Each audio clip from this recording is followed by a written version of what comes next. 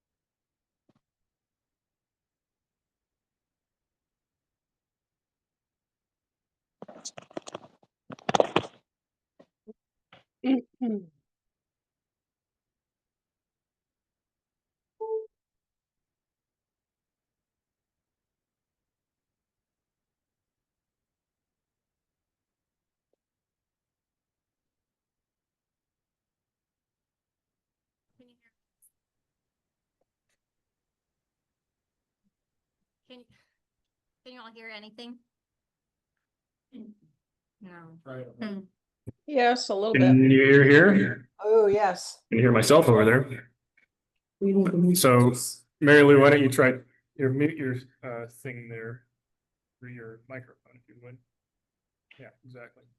Mary Lou, why don't you try talking, see if everybody can hear you? Okay, can you hear us now? Yeah. Anybody hear us, Martha? Yeah. Hard to hear you. It's hard to hear me, and I'm guessing that's because of the fan. Maybe just put the fan off. And there's laptop issues. Thank you. Know where the microphone is on this laptop. Okay, so we're working from a different computer now for the sound. And you can still hear us, and is that better? Yes, much better. Okay, very good. We would like to on our agenda, we have meeting minutes as the first item, and we would like to defer that to the end of the meeting so that we can start with our guests here. And we have the 5259 Eastport Lowell Road is the first item, and it is the residential pool. And who is here to present that?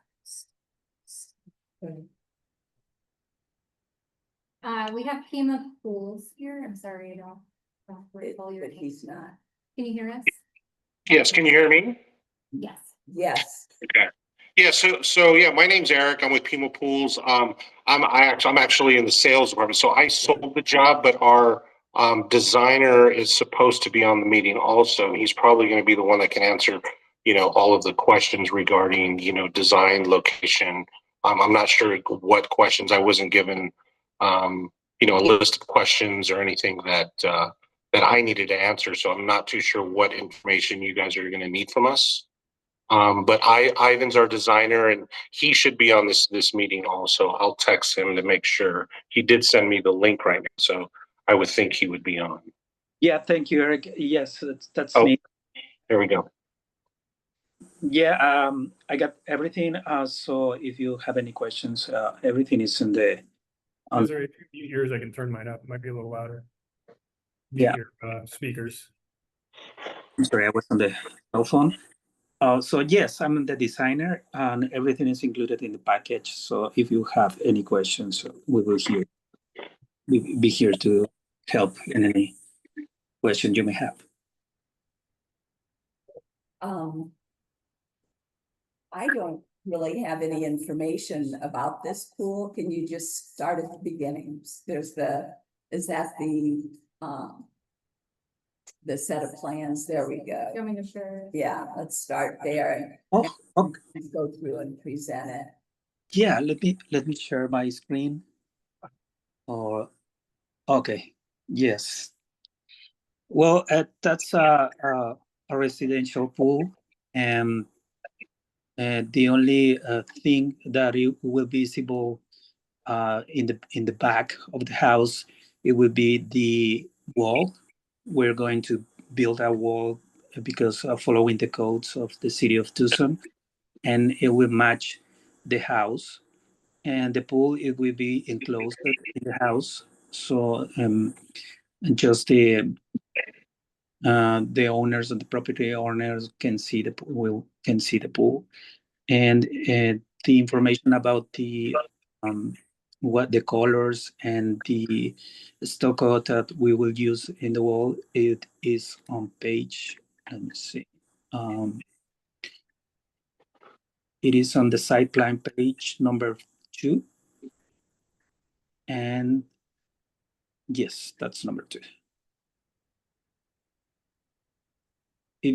If you see the pool is enclosed inside the courtyard of the house, so the only thing that will be visible is the part that says access.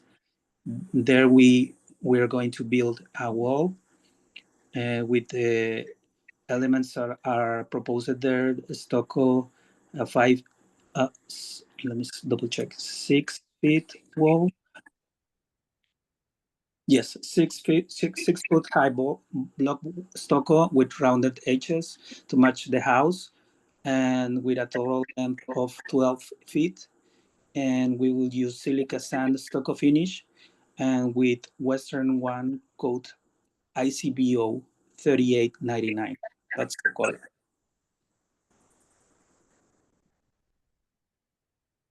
Okay, I have to admit, I'm still trying to orient to the plan, so, I'm having a little trouble with how the pool is infilling that area.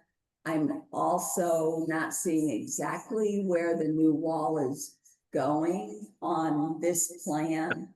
If you can help highlight those things for me. Yeah. It will be done in the part where we have the legend access. If you follow the path where it says access, there we will build the wall, the new wall. So this is south. Oops. Yeah, this is the back side. So the wall goes between there. It's just this, it's Yeah. not this gate. Well, it's a gate and walls. So it looks like there's a gate there. What is the gate? Yes, let me explain that the gate, it is yeah, I'm sorry, let me scroll down. Can I share the Yes, you have permission to share your screen if you'd like. okay, I will share my screen then. Okay, oh, only the host can share this mail. Okay.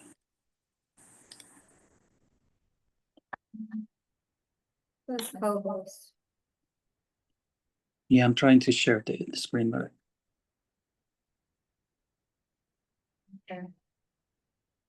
Well, if you let me know what you want me to. How you. Look at the date and then there's a couple more pages down. okay. If you scroll down to the following page, yeah, that there it is. There it is the gate that we are going to be. We're going to install. And those are the colors that we are going to use, the materials and the pool wall for the pool wall and the gate. We are trying to match everything that is included in the residential home, and everything will be just the same as they use as the builder, the home builder used for the first permit when building the house. So we are trying to match the colors, the stucco, and the gate too. Is there a reason that the pool wasn't included in the initial design concepting and planning for this home? Well, we were just being hired after the house was built. That's the main reason. So you're with the pool company specifically as opposed to like truly representing the builder, owner builder? Yes, we are representing just for the pool construction. We are the builder for the pool, and we're representing the owner. And when were you first contacted about putting a pool on this property? That will be us, and the name of the contact. It is KMS Enterprises. It will be Kalen Norgard. That's the main contact that we have. And But yeah, what was the when initial contact with them about concepting this pool, because we reviewed this property previously, and it seems to me that this pool concept was part of the total thinking for this building project, however, it was not part of the initial site.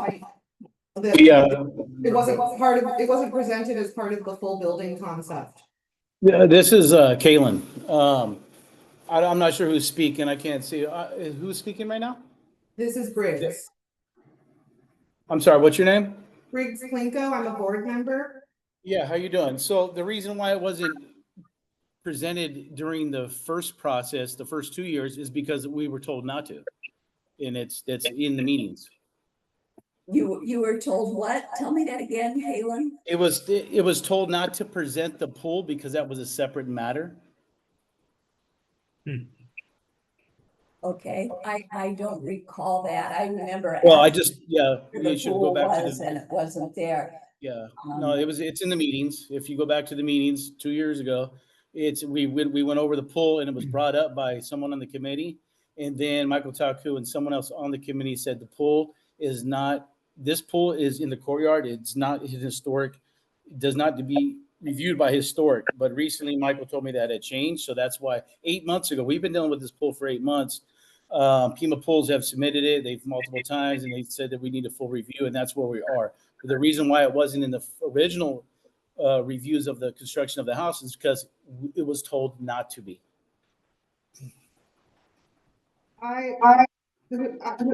Was that information that was provided to you by the city of Tucson outside the bounds of one of these historic board meetings? No, it was during the meeting. well, you said Michael Taku said that, so it wouldn't have been during one of these meetings. He's not part of this. He usually oversees the PRS meetings. He participated in some of these as well. But, okay, that is different Either than way. what we think, but I remain curious about the gate and the gates and the wall that you're suggesting. Is the line drawing on, it's not on this aerial image, it's here. It's in the back, right? Is that? Yes, it's in the back. It's on the north. So it's North side. visible, it is visible from the property next door. It would be only visible from the north end of the property. From the palm, from the house next door. And maybe What, to the from west? that- I'm sorry, To the, yeah, to the west. to the west, yes, the house to the west. The church, yeah. You would really have to go to the far north corner to see the wall. Yes, I don't agree, or don't disagree that you would have to look at it from part of their yard over there. How do these gates? I don't know a lot about pools, and I'm guessing Mr. Valencia does. Do these gates and this wall meet the city of Tucson guidelines for the gates and walls that are needed for a pool? I'm sorry. What was your question? I'm sorry, sir. I Yeah. wondered if the gates and this new wall that are proposed, first of all, do they meet the guidelines for pool enclosure for the city of Tucson? Oh,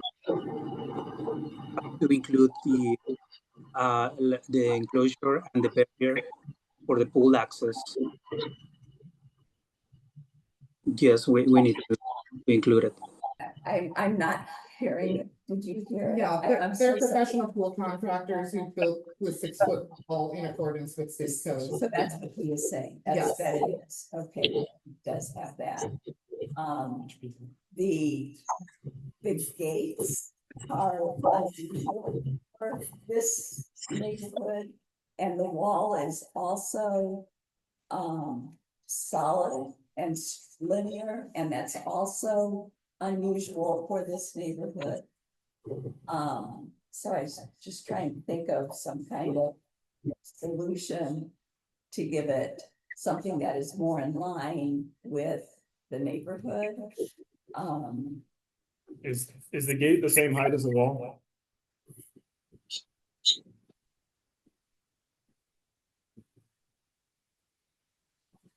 There's not a clear visual about how the gate and the wall are integrated with each other. And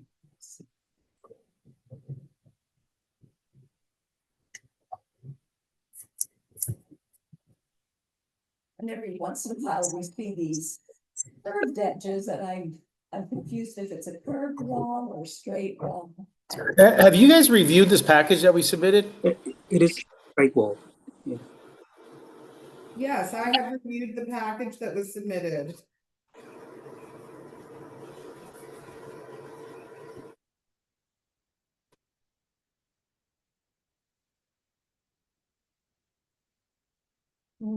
So the reason I ask about the height is because on the elevation, it looks like the frame will be slightly above the wall. Is that right?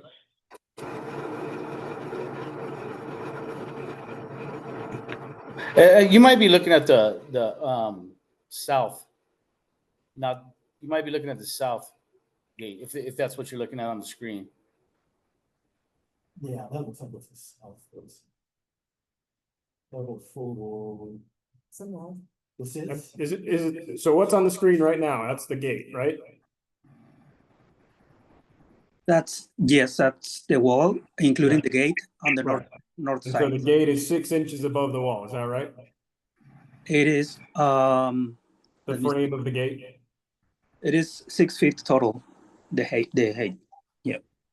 So It's the flush. wall, the Flush. frame of the gate is flush with the Everything is top of the flush. wall. Yes, it is flush.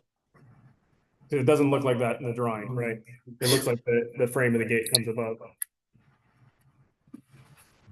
The measurements are 6 feet and 6 feet. It's just the drawings. Okay. Do they sit in front of the wall to give it that appearance of being a different height?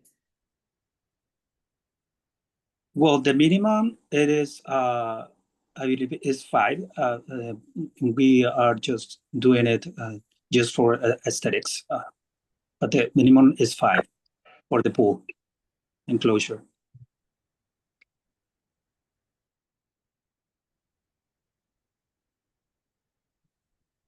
This home had some conditions for construction, and I'm a little concerned that maybe some of those other conditions have not been fulfilled, and a little concerned about moving forward with additional approvals when we're still reconciling previous condition concerns. For me, kind of paramount to the streetscape of Fort Lowell is the visibility of the garage door. It's pretty clear that there was a condition that the garage door should not be visible from Fort Lowell. Yet when I drive down Fort Lowell, it's quite clearly visible. And I'm just wondering about concerns about the initial construction before moving forward with the approval of a pool. Well, yeah, so this meeting is for the pool. Those conditions, if you read them correctly, it's visible, the garage door cannot be visible from the front of the house on Fort Lowell. I am 100% in compliance with all my conditions, and that is a meeting that I dealt with for 2 years. This meeting is for the pool.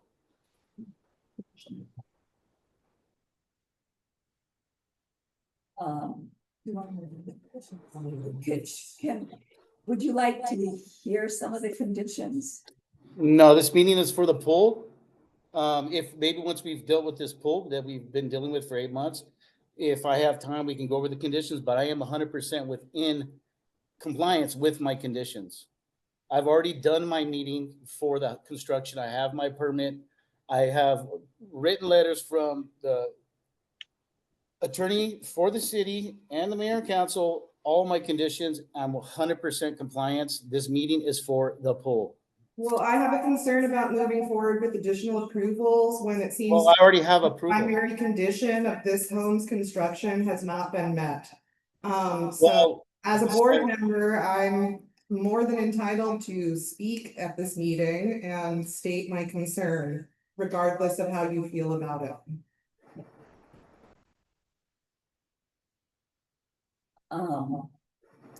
Other comments, concerns?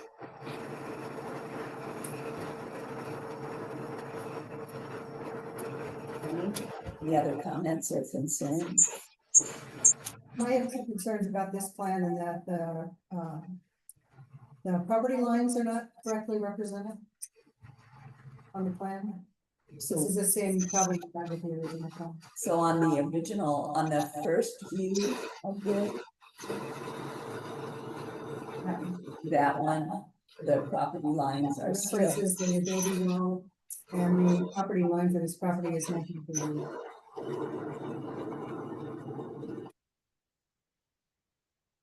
So that's an agreement. So I'm sorry, David. Oh, no, so that's in the Adobe wall you're referring to is on the left. on the side. Okay. There are also other conditions on the ordinance that related to that. That the easement, the easement should be shown on that plan. On that plan, or shown the original plan, it's not shown this. There are other references to complying with the same colors. The colors don't comply with the ordinance. The ordinance says that the building should be the color of adobe or darker. It's not, it's kind of pinkish gray. House is not painted yet. The house isn't painted yet, if that's what you're talking about, color. Yeah, the house color, yeah. Yeah, the house is not painted yet. Well, Are you And once referring again- to the color all that's noted on the plans of it all? Color noted in the plans was never approved. By the board. It was referenced on the plans, but the ordinance actually says the house should be as dark or darker than the. I don't think you've ever seen the color of the.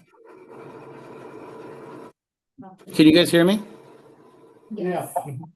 You are aware the house has not been painted, correct? We've never seen the color that's proposed. What color is it proposed to be painted?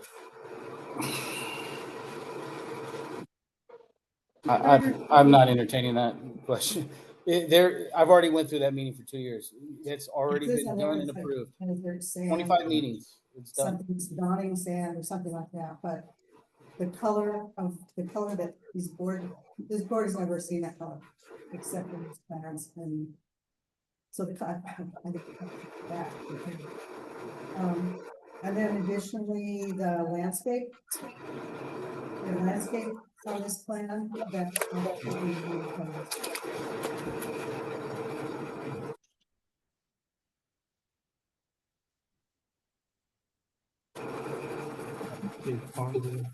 Griggs, given the pool door structure, I'm concerned with the size of those windows and how that looks, and it didn't seem to match that size. I'm concerned about making any additional agreements with this property when currently it's quite clear to me that a major condition of the construction of this. Well, that's not what the city, that's not what the city says. And that there's a garage visible from the Fort Lowell streetscape directly across the street from the San Pedro Chapel. And it's concerning to me that we haven't, that we don't have a resolution around meeting one of the major conditions of construction, and that we're moving forward with additional approvals while dealing with what to me is a major concern for the streetscape of the Fort Lowell neighborhood. Okay.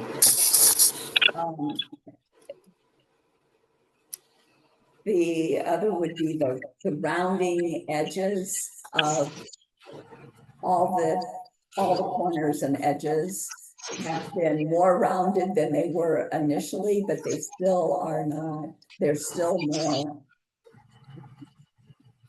right angled than they are rounded. And that was another condition for this, for these walls and the house itself. And I also feel like that's a component that's missing. And so even looking at the wall that's coming forward for this wall installation, the rounding of the wall is not evident on that plan. So I can give an update from the city side. We did have an inspector go out and look, checking against the ordinance. The project is still under construction, and at this point, we can't hold up necessarily a review of the pool application.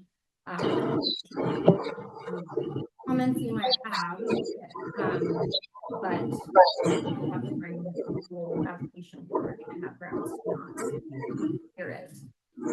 There wasn't anything egregious that was not addressed with point of course it's not yet. There's still some additional ordinance that need to be completed, but that's where we're at right now.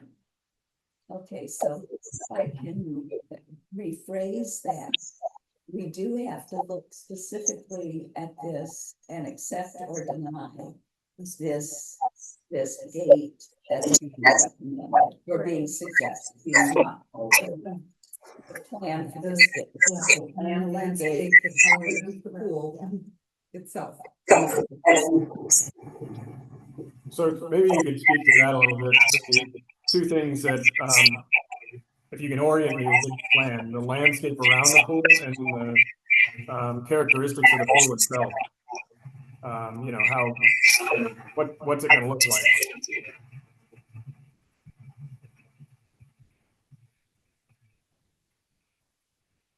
I'm sorry, about the, I mean, It's a little choppy. Sorry, try saying that again.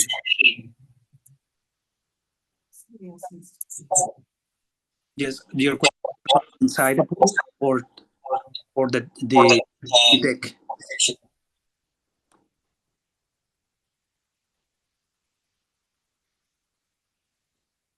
Sorry, it's really choppy. Maybe you could just type what your question is in regard to what I was asking. Desiree, can you see if everybody else is viewing? Yeah, there's something weird going on.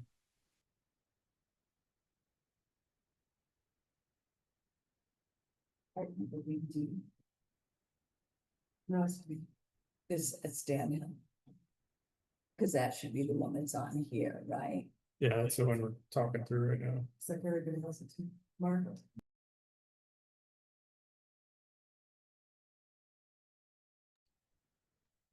Hello, can you hear me? I can hear you, but there's been a lot of echoing. It's been very difficult to understand a lot of what's been discussed. Yes, I agree. It's a lot of echo. I barely hearing the conversation. But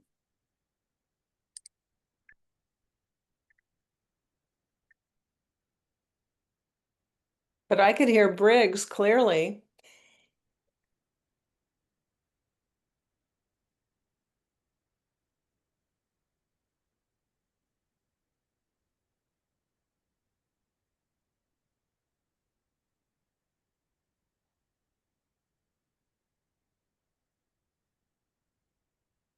Okay, so it's still echoey, I'm sorry, but can you say your question again? Oh, sorry, I just hear a question about the pool. Yeah.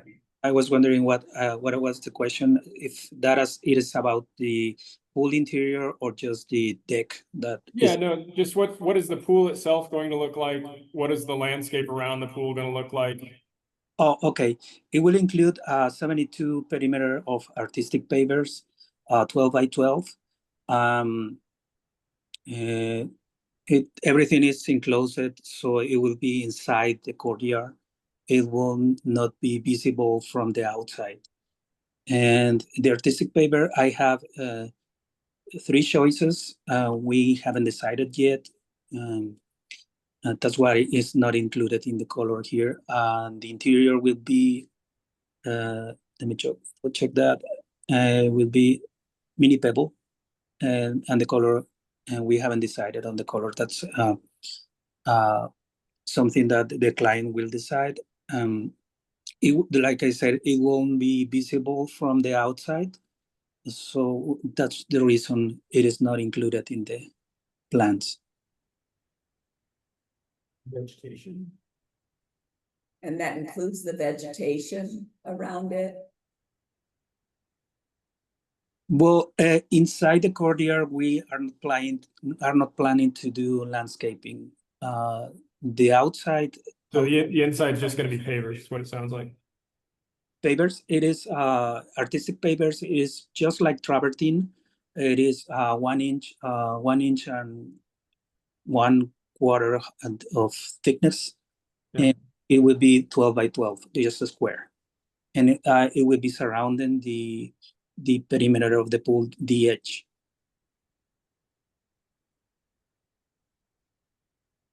So then landscaping in front of the gate or on the, I guess that'd be the northwest of the gate, what's that gonna look like? Outside, we are not doing any landscaping. Outside the access, we are not doing any job. Okay. Is there any plan for the landscaping that'll be outside? Not for us. We don't have any. Kaylin, maybe you could speak to that? Your question, is there any landscaping on the exterior of the home? Oh, just on that back side as it would, No. be adjacent to the wall. No. Looking at these plans, I'm noticing that the pool pump is in an unconcealed area from what I can tell, and there's a requirement for heavy equipment in the old Fort Lowell historic zone to be concealed. Is there a plan to remedy that?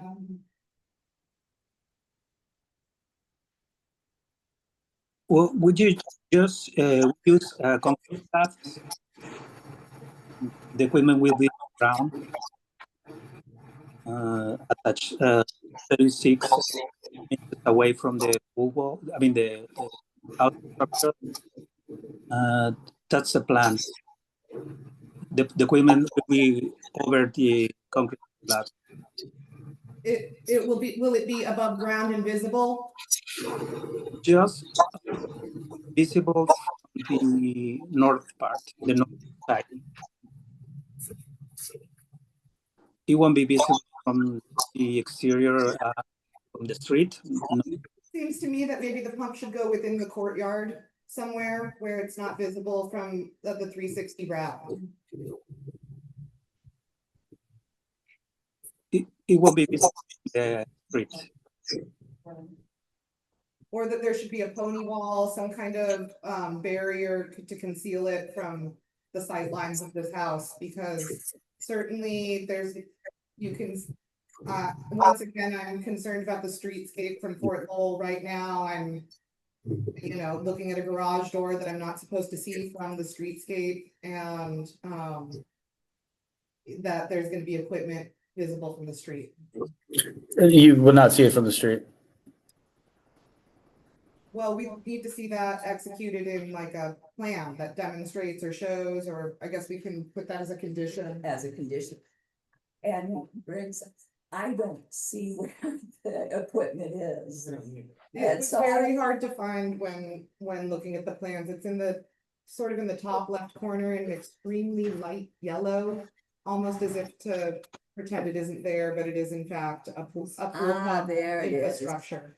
Oh, yeah, Where is it? Could you? up there that Oh, way. okay, got it. And for me, I'm, that's pretty close to the edge of the house, and I'm wondering if it can be tucked further into the property, and or if a pony wall can be going, but linking modern pool infrastructure from Fort Lowell is not good. Not acceptable. Yeah. And the other part of that is, again, it's visible to that property to the west. So that becomes a bigger issue, and it does need to be screened.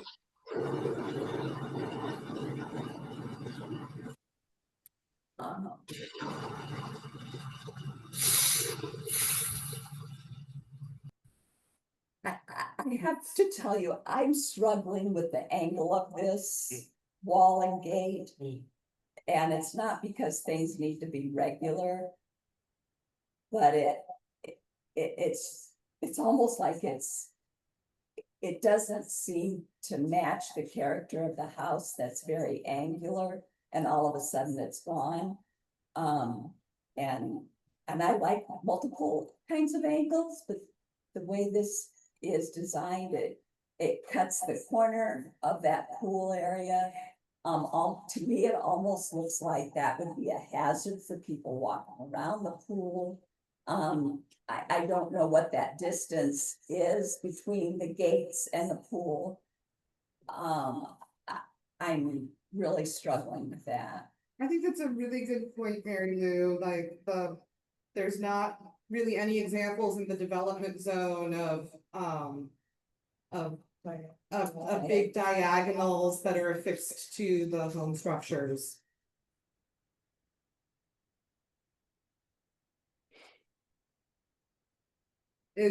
Were you drawing from any design references in the development zone when you chose to do a diagonal fencing line? I'm sorry, is this a question for us? Yes. Oh, okay. The design choice to do a diagonal wall, Yes. was that informed by any of the contributing historic properties that are in the development zone that this property is comparing itself to? Well, what we did is create space. The gate will open to the outside, and we left the minimum, which is 3 feet away from the 3 feet and 7 inches away from the pool edge, from the water pool edge. And what we tried to match is the materials and structure from the house, and well, the angle is just a design. And when this pool gets drained, you know how pools get drained periodically, where will it be draining to? Because it's not gonna, where it's currently sitting, it's not gonna go out to the street. no. So where will this be draining to? Well, we will start a main drain. The pool, we don't drain the pool. That's not common. Don't you backwash? Washing and things like that, yeah. Just we don't do unless it is completely necessary. That's why we're installing a filter and the cleaning system. That's the reason the filtration system does everything by itself. So for the sake of argument, if you did have to backwash it, where would it go? through the main drain. Where is that, please? And where does it end up? The main drain. Oh, wow. It will go to the sewage system. It goes to the sewer. All right. No, The septic, the septic. aren't they Yeah. on septic? I'm sorry. Aren't they Sorry. on septic? They're not on city water, they're on septic, they're not on. Yeah, it's septic. Septic. If the pool needed to be drained, the pool's not very big, and if it did need to be drained, it could be distributed throughout the half acre of property we have here for backwashing and plants and trees and That's why I whatnot, was curious. or the septic. Okay, I was curious as to where it would go on that property. Because the property's pretty full of house, the way I see it. So, There's and there's then 4,000 all square the feet out of building 20. walls, and so it doesn't look like there's a lot of place for it to go. There's over 15,000 square feet of land. And with the bones, but There's ponds to the back, yeah.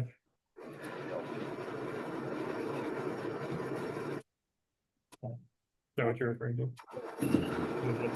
There's two landscape features that are on this ponds in the back. So yeah, would it drain into the ponds when you backwash it? If we backwash, it would be distributed throughout the over 20,000 square feet of land we have there. Yeah, I mean, I guess that's hard to envision just because usually it's one hose, you roll it out, Yes. and it just starts pouring out, right? And it goes where it's gonna go. It's not really, Well, distributed. yeah. No, I mean, the house I live in now, I recently drained my pool. I had a 150-foot hose. I literally took it all throughout my We're property. not able to hear you. Sorry, say that one more time. Yeah, they have multiple hoses. I just drained my pool at the house I live at now. It's a 150-foot hose, distributed the water throughout my property. Okay, So I think the main concern is all the, the adobe walls around the, It's completely, yeah, it's over 80 feet away from those. It's over 80 feet away from the adobe. And the elevation goes to the north, not the south. So I would have to deliberately dump it onto the adobe. And that makes no sense. There's plenty of space in the back and well, sides. that looks like it's 39 feet. I don't see that. 39, Isn't yeah. that look like 39 to you on this? Yeah, plan? yeah. Kaylin, I guess I'm at this point, I'm uncomfortable with this plan. And I'm not sure that we can continue to talk about it. I feel like I'm uncomfortable for a variety of reasons that have been expressed. And for those reasons, I'm ready for us to make a motion. And if I can get a colleague to do that. I feel like we're reviewing parts and we're coming up with the things that are making us uncomfortable. And because I'm not feeling like the plan is complete enough. And So what would be the implications of that? well, there's, You would present them. I think we have doing a conditional improvement, and we're currently struggling with conditional improvement. I would like to make that. Based on what's presented today, we cannot approve this as presented and then not make any other statements. What are you not comfortable with? So, Sorry, say that again, Kaylin. What are you not comfortable with? Well, we have a concern about some of the design elements, like there's no barrier blocking the pool pump, and there's also been a concern raised about the You- wall installation. I'm sorry, you're cutting out kind of bad. I have a concern about the heavy equipment being visible from Fort Lowell. And Okay. Mary, you brought forth a concern about the diagonal wall being out of character with Fort Lowell Okay. design elements. And Okay. this concern for me is intensified because I'm looking at some conditional requirements for the main house build. That's So let's, I'm trying to figure out Excuse what me, you guys I'm are talking. uncomfortable with. The that we pool. seem to be struggling around. And I have concerns doing an approval with conditions when currently I'm looking at some conditions that to me seem like they haven't been followed. So I'd like to see plans that come back that are, you know, a complete representation of what's gonna get executed. Because it seems to me that we've had previous concerns with conditional approval, and as far as I can tell, this is actually a conversation here at our table when we're talking about this topic right now. So your concerns, you're uncomfortable with this pool design because of the equipment and the wall. Is that correct? Caleb, I think this is all on record and you'll be able to go back and read the minutes. I don't feel like we can do much more at this table at this time. Other than to say whether or not we approve or do not approve. And I just feel like I can't do it to go back through each of those items again. Many items have been discussed and they're all available to you and they will all be in the minutes. And you can then come back and present it that way. And yeah. So it sounds like, Ms. Chair, the 7 days in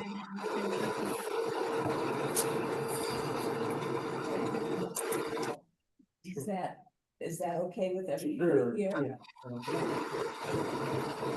We're not interested, we are not. We're closing the discussion as a presentation and are taking it as discussion among board members.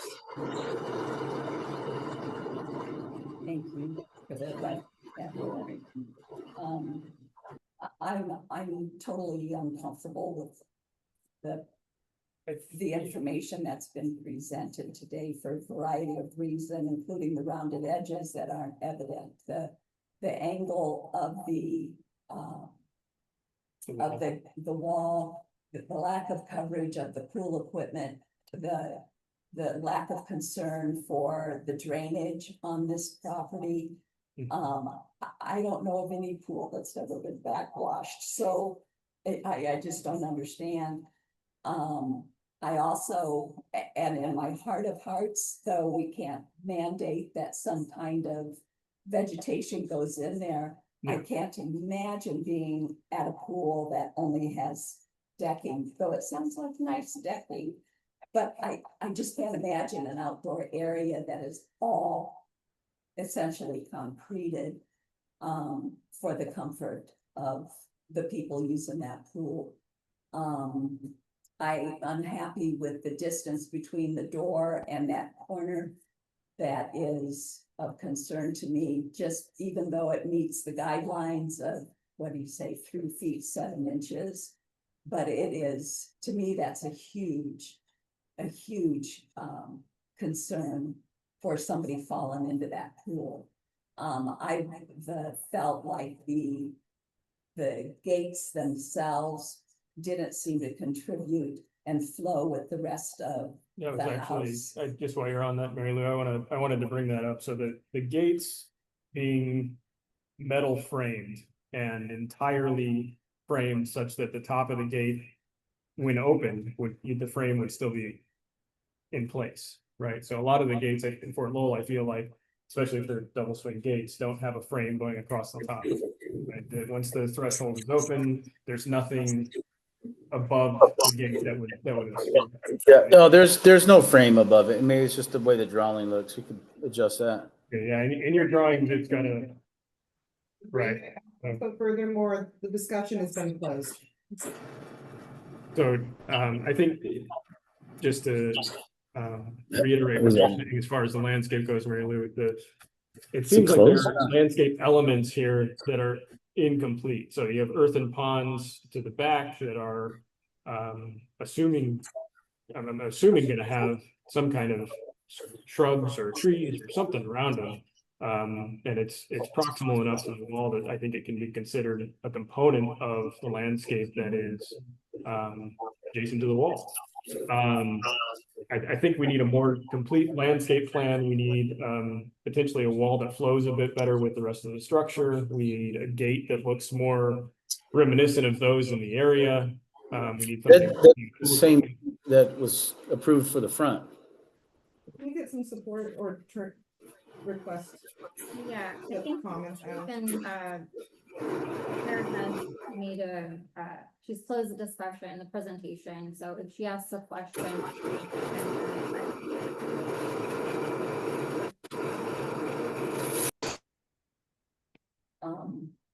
Okay.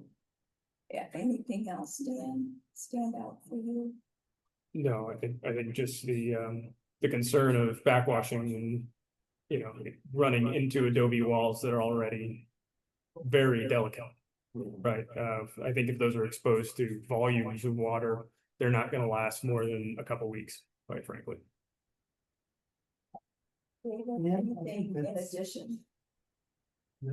Elaine, anything? Color. Color. Oh, yeah, we have no information about color. The colors in the plan, just to, There were three colors. but is in the it, we don't, plan, I don't know but that we decided- know, yeah, which color is gonna be used. Or if these were options. And maybe the first, if that, but that looks like the stucco plan or for the texture. But the two colors below don't look as though they're that dark.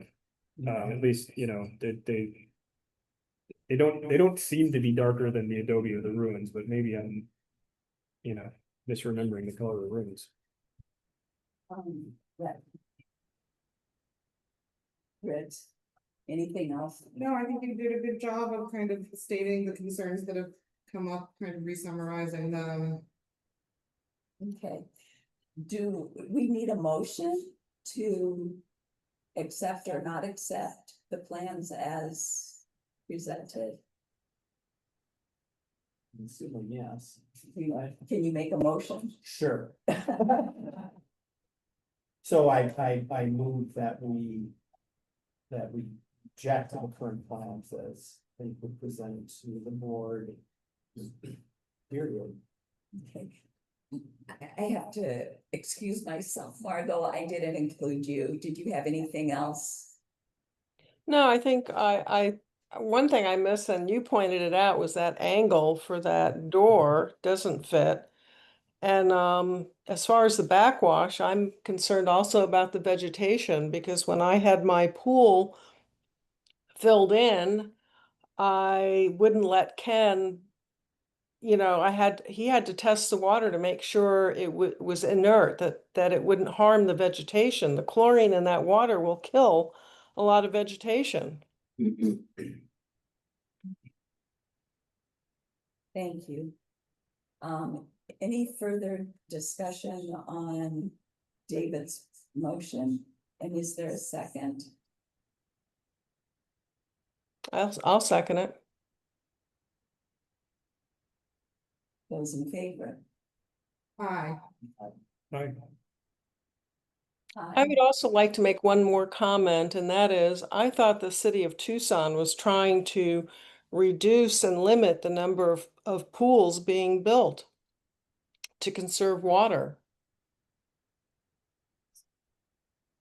I don't know that, but it's an I don't know interesting that either. Yeah, comment. they've put on a couple of kind of informational sessions about how to go about doing that. Yeah, I did really cool. Okay.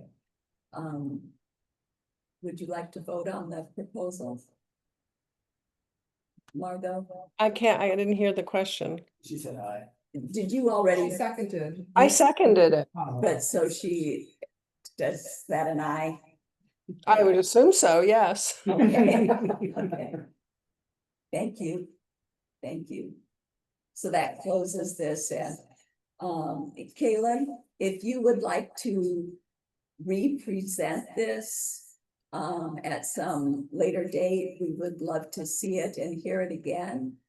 And it would be great if you could come to the meeting, because we would do a much better job of being able to see your plans. And so I would invite you to come here if you can.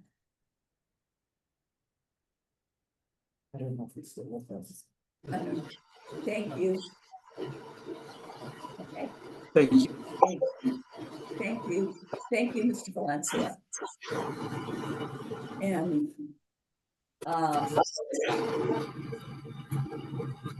so we can move on to the second item on our agenda, which is the Fort Lowell Historic Fort Rehab Project update. And this is information on the 5479 East Fort Lowell Road, which is the commissary and the Townsend House.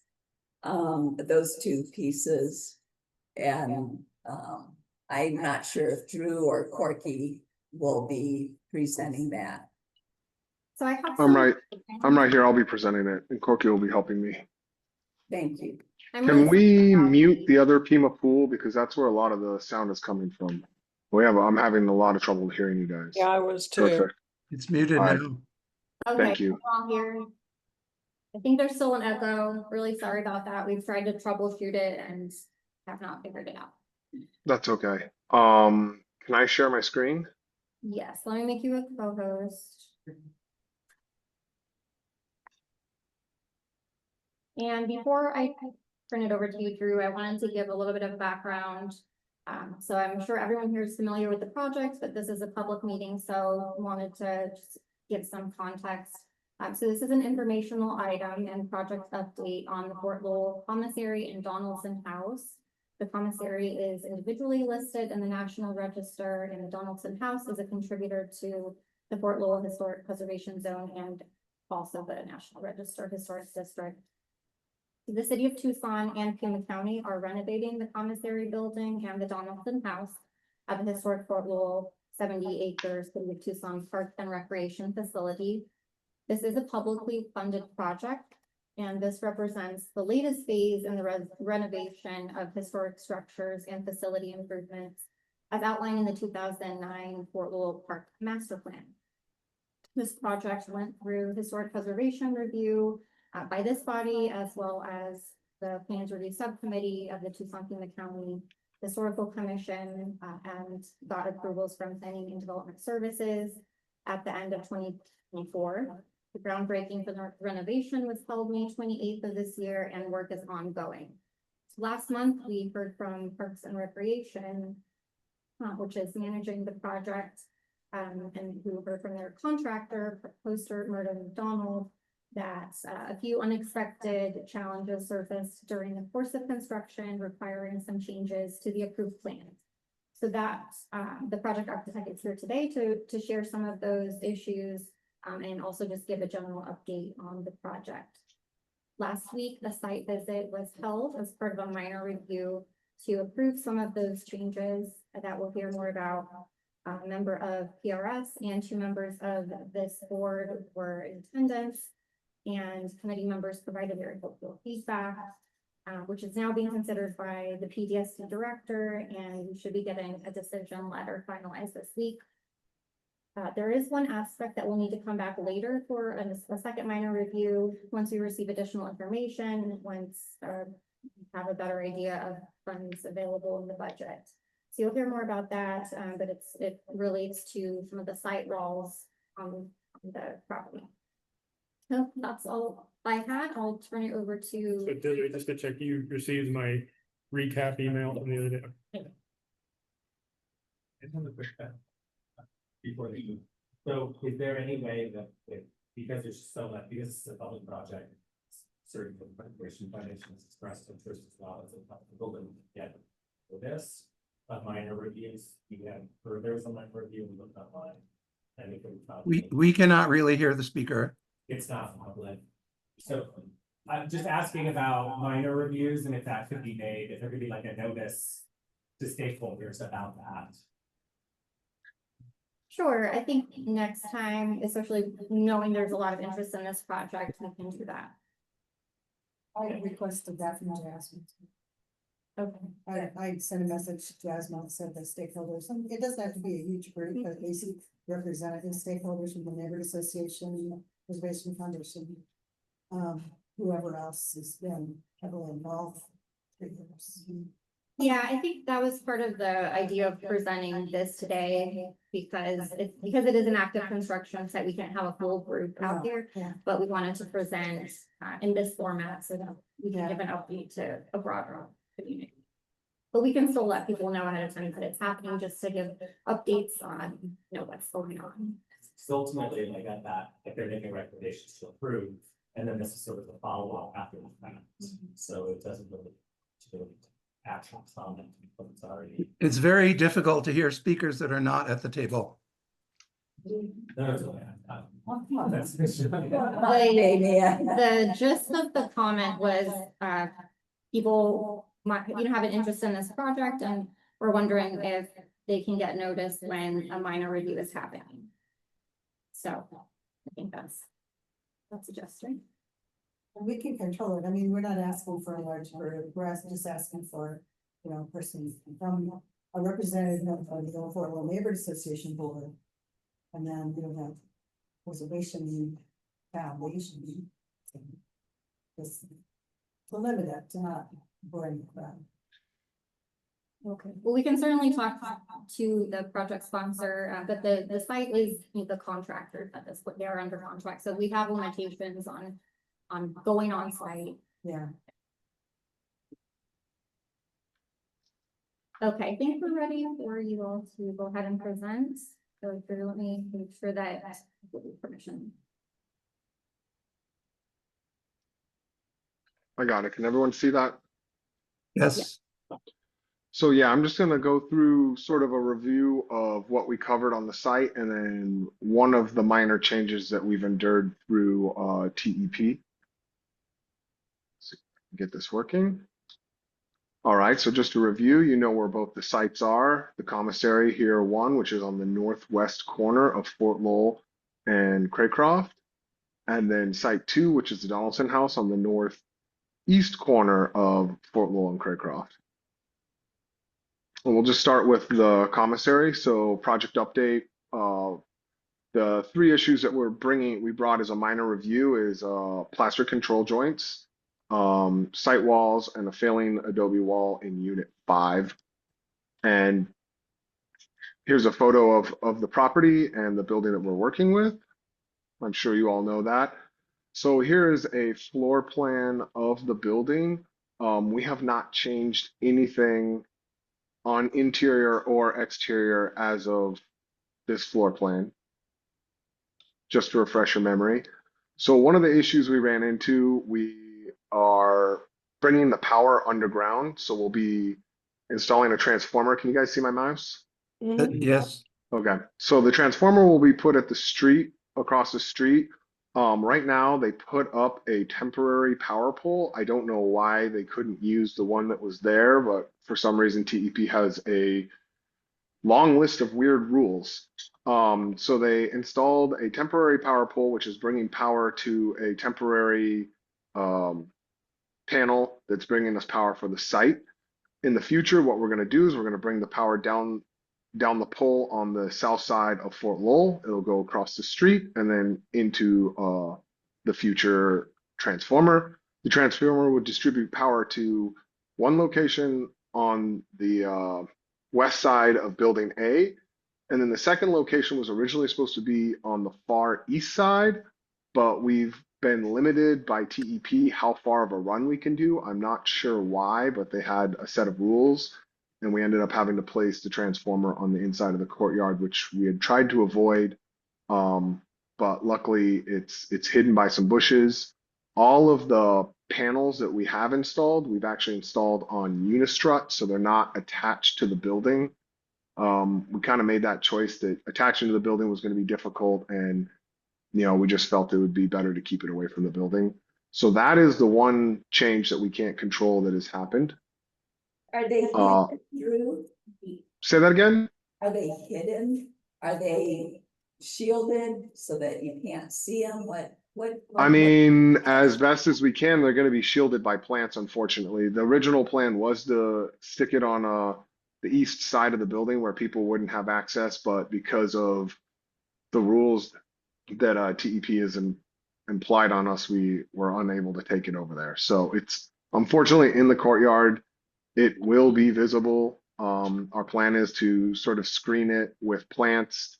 You know, at the end of the project, if we determine it's worse than we think, we may come up with something more creative. For the transformer across on the south side of Fort Lowell, is it at ground level or is it raised? Ground level. It sits right on the ground. So we'll end up removing all the poles on the site that we don't use anymore. Once TEP is off the pole, then there's a request for the communications to get off the pole, and then once that happens, they'll remove the pole. We've already taken the pole that was here on Craycroft out, and ironically, when they had installed it, they had also installed it right next to the sewer system, which caused some damage. So good news is we discovered that and we were able to fix it. That pole is removed. Then the future poles all in here that don't serve us will be removed. There is one pole over on the well. We tried to remove the well early on. Well, we tried to remove both the wells, to infill the one that was in the courtyard and to remove the one that was on the site. They're both owned and managed by Tucson Water, and they will not let us remove them. So My question is, I say ground level, I mean that it's not a raised pedestal, right? I don't know of a transformer on a raised pedestal. This will probably be just a green or The box or on a the brown ground. It's a box on the box on the ground. ground. It's a box on the ground or underground? On the On the ground. ground. Okay, because they just put one in to the west of that, it's actually underground. I don't think they're going to give us that option. I haven't ever heard of that, but possibly. How tall is the box that'll be going in? You're going to have to contact TEP on that. They kind of It control might be 2 everything. feet tall. 2 feet, you said? Yeah, it's small. Okay. In the pathway, Yeah. Yeah. in the middle of, in other words, the reason they came back, they put one in just west of there, across the Post Trader store. It was about 2 feet tall, it was right in the middle of our trail, a pathway. And they came back and undergrounded it. This will be on the property of the commissary and not in the easement. You said it's south side of Fort Lowell. No, that's the electrical pole. This will be on the north side of the Fort Lowell. See right here, the T, Yeah. that's the transformer. That's the north side. The south side is over here where the electrical pole is. So it'll come down the pole, cross the street underground, and then come into the transformer. Is it possible to double check with TEP about any options for getting this utility that's right? We have no control over TEP. It's very complicated because this building is going to be on 3-phase. So we have a separate designer for this, and then Donaldson is on single phase, and there's a separate designer for Donaldson. So in communications, we have 2 different teams we have to communicate to. It's very difficult. Is the transformer going to be hidden by anything? Eventually it'll be hidden by plants, but the transformer also has a set of rules that require a 10x10 space around it so that they can access it when they need to work on it. 10 by 10, that's a lot. Identifies that. It is, well, okay. So Just so you guys understand, TEP is our least favorite group to work with. So Is there an additional cost like that for doing an individual undergrounding of this one piece of infrastructure that's really quite front and central at the front of the property? I don't understand everything's underground. I guess it's just because Elaine is talking about this example. I understand that that's a residence, not a 3-phase. But they were able to get it in the ground. That's like the. So actually that leads to a question I had. Is it need to be 3-phase? Yes, because the intention is that building A in the future may have a cafe, and that would require espresso machines and different machines as a part of that. So it requires a higher demand. So they want to have that building be a 400 amp panel. So Okay. Shoot. And it's got and a part of what we were doing here is during this process we tried to avoid going underground because of the high cost of the archaeology. So anytime we dig underground on this project, we have to have Homer Teal there from from desert archaeology Right. observing. So every time we enter the ground or move any dirt, Peter's that, or pardon me, Homer's there. I mean, the fact is, we've spent the last 4 months trying to find a better, hold on a second. Oh, you just muted yourself. He's got some family in his sorry. house too. Okay, well, I'm gonna try again. We have spent the last 4 months working with TEP to try to get the best solution we could, and that's what we have now. If anyone else can get TEP to do something different, please, please let us know. put a lane on us. Excuse me? You know what I'm talking about, so. Well, whatever you said, this convincing. So we're SOL with the transformers, what we're hearing. And this is a part of the original drawings that we got permitted. So it always was here, and this was always the Yeah, design. and I think we just weren't sure whether it was gonna be undergrounded or, you know, what the options are, but now that The we only know. change is this location here for the panel, unfortunately. Yeah. Well, thank you for keeping us in the loop. All right, so I'll move forward here on the minor review items. So here's a photo of the front facade. I think this was taken in, I think 16. But as we went through the bidding process, we have Randy Oden doing all the Adobe work on this, and he bid it to remove all the plaster on the building.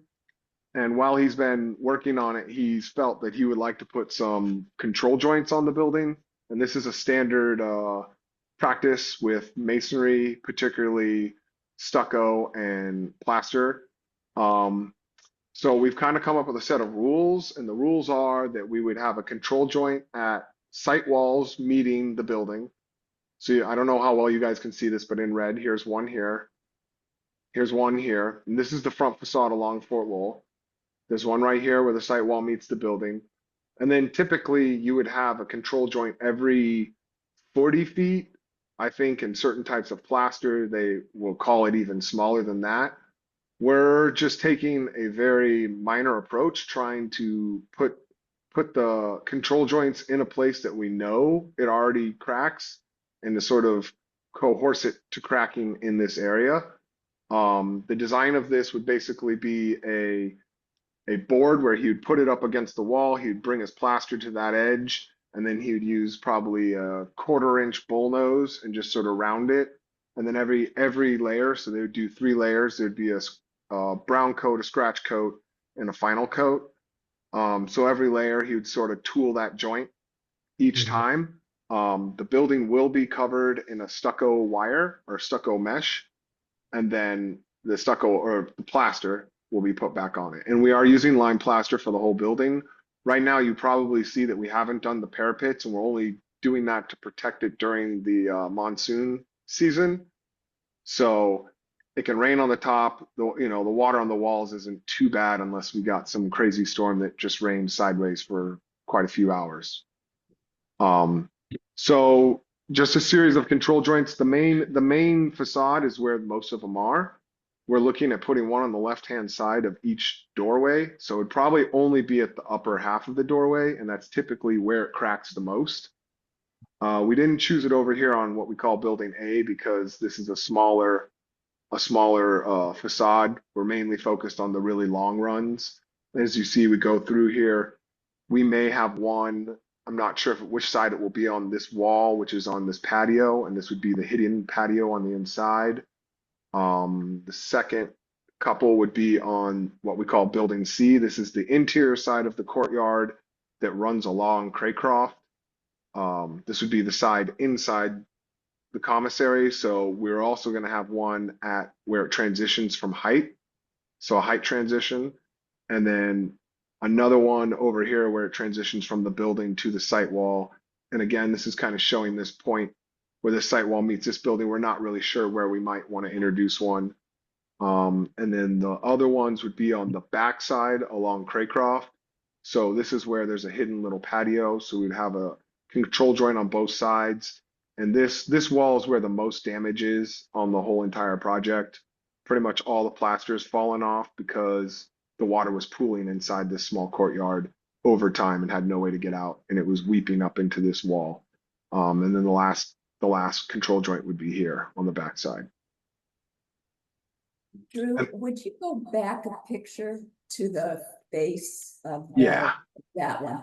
So could you just, I'm sorry to make you do this, but just kind of show where Yeah, absolutely. So the one they Yeah. want to do would be right here along this vent and then coming down on the door. The second one would sort of be along this vent in line of this door. And then the third one is over here. And I mean, we spoke about it coming along down from here, but it may switch sides and sort of, I mean, it's the vent door combo that we're really trying to control because that's where the majority of the cracking is. When you did the minor review, what was the determination that was made? We didn't necessarily make a determination because we had 7 things to cover and a limited amount of time. So we walked through with everybody and not necessarily determinations were made, and some things were focused on more than others during that time. Desiree, maybe you could. Yeah, so there were actually, there wasn't consensus on this from the board. There was an interest in kind of keeping it more natural looking, not using the control joints. And then from PRS, they thought it wise to follow the advice of the contractor and brought up the long-term maintenance issue. So just want to point out, we don't mind the control joints where the site walls meet the main structures. I think those are the most necessary given how it cracks there.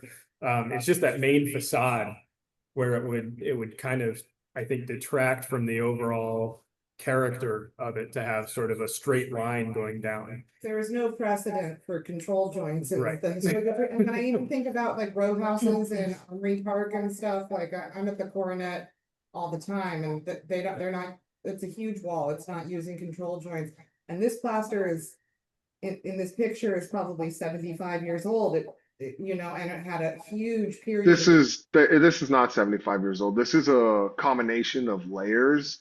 I mean, if you take a look at it, you can see here this vertical line that cruises across here in line with the vents. So that's the separation of the original Adobe, and then that's the Bolsius Adobe on Oh, where top. the two different materials are kind of performing a little differently with expansion and stuff. It's not even 2 different materials, it's just 2 different batches of Adobe. Adobe batches, yeah. And so everywhere you see spalling here, and this is a good photo, this is an older photo we have, but it was far worse when they started taking it off. But a lot of it, and Damien provided us with photographs from the work that was done during the time when they maintenance the building. But there's a series of work done where they had mixed concrete and Adobe together, kind of creating a stabilized Adobe mud, and they would patch in and fill the problems. And you can almost take the photo of where they did those patches and then look at where the cracking was, and it was identical to the two. Basically, the contractor's just saying that they're not going to warranty this if they're not allowed to, you know, put the cracks or the control joints in there. And that was their concern, is that, you know, there's going to be cracking in this building no matter what. And the goal is to try to mitigate that by giving it an opportunity to crack in particular areas instead of spalling throughout the whole facade. So what would the warranty include then if they were there? I mean, like what would they warranty otherwise? Well, they would warranty it from not cracking severely. I mean, I think without them providing some sort of guidance on the cracks, that it's just it'll end up doing the same thing it did. Well, if you look at this photograph, every vertical line going up to the parapet is a crack. Yeah. And it's cracking because it's got nowhere to expand to. And the Adobe essentially no longer has a mechanical bond. The stucco no longer has a mechanical bond to the Adobe. And so it's expanding and contracting, particularly on this south side of the building. And when it expands and contracts, it will crack unless it's got some way to relieve that pressure.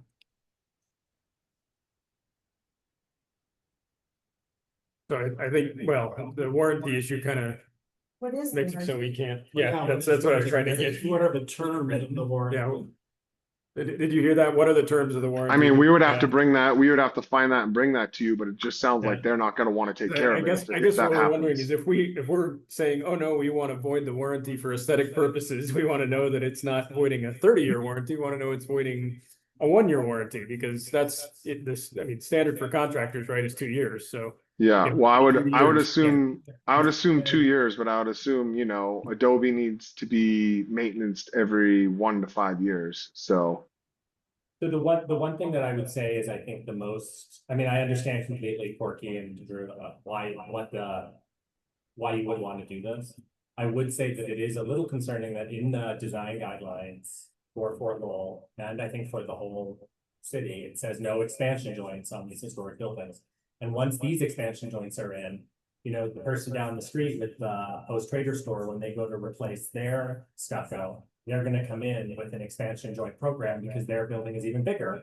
And you know, it's gonna radiate everywhere. So, and it's gonna be really, you can't say like, oh, it's only here because of the city's project and because they had a warranty issue. I mean, everybody's gonna say the same thing.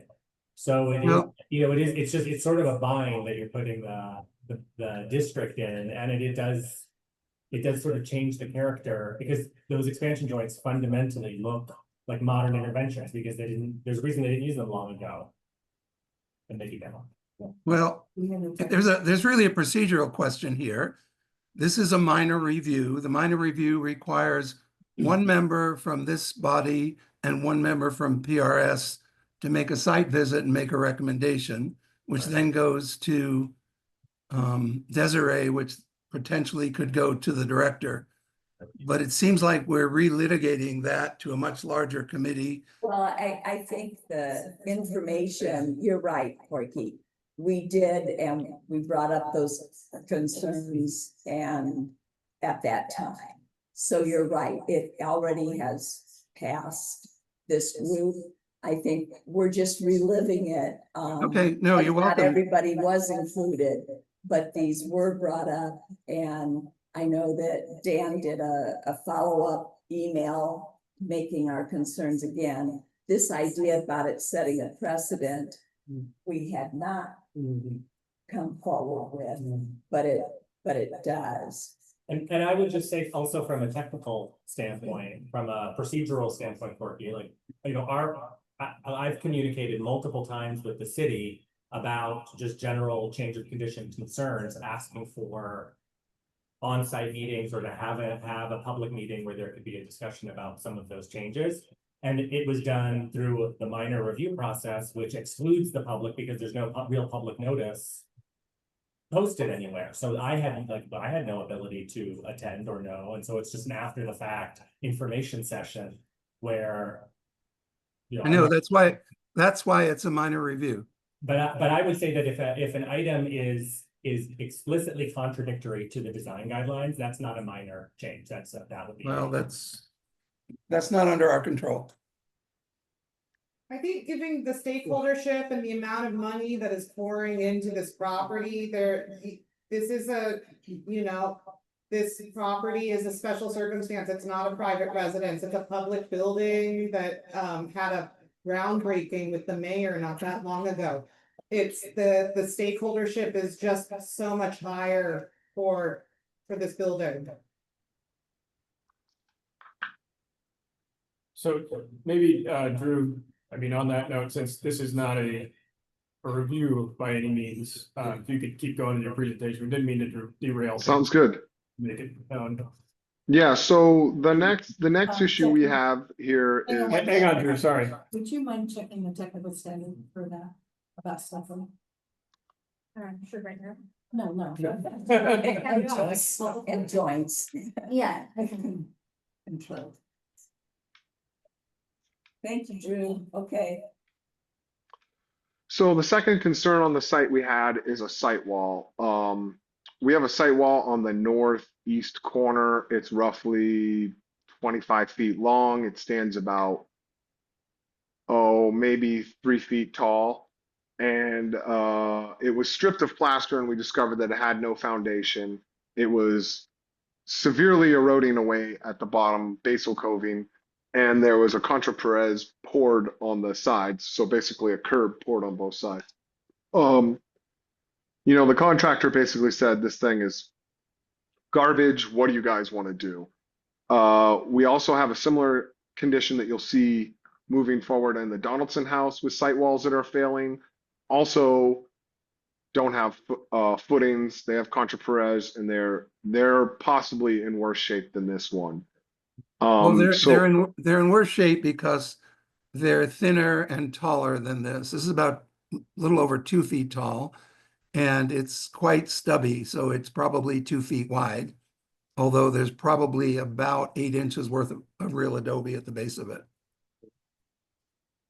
So right now we don't really have a response. We have a proposal to replace all the site walls, which is to tear them down, remake brick out of the walls, put a foundation, and build them back. It's kind of a broad generic. So we're having him re-provide us the proposal broken down in linear foot for each space. And it came out to somewhere around $60,000, which is above our budget at the moment. We're kind of That's for operating. all three Yeah. walls. Yeah, so we're operating at the place right now where we have a lot more issues, particularly the Donaldson. We had to replace maybe six or seven lentils over the windows and the doors. As we pulled the stucco off, we found that they're completely rotted away. So very quickly, our contingency has been eaten away. So right now, when we presented, we came in with 3 ideas.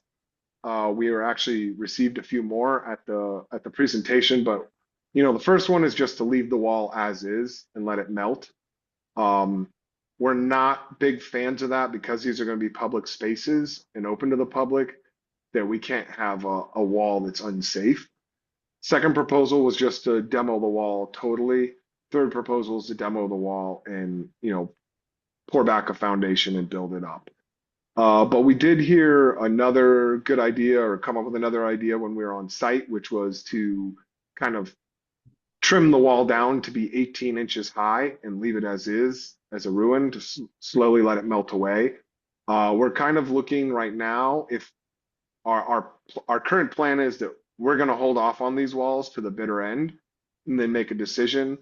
Right now, this wall isn't that big of a problem, but as you see when we get into the Donaldson house, we need to make a decision sooner than later, because if we don't make a decision now, the cost of demo, repair, all of the above will be more, because they will have done a lot of site work and they won't be able to drive a Bobcat in, or be able to move the dirt in and out quickly. There were 2 other ideas we heard.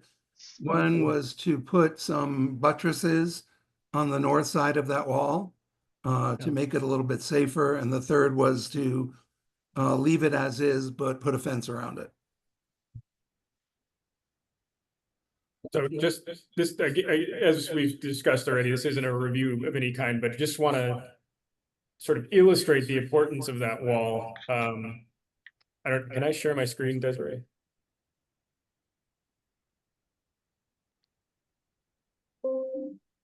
Uh-oh, my battery's about to die. Hopefully it doesn't do this slower. Okay, share. Host disabled participant screen sharing.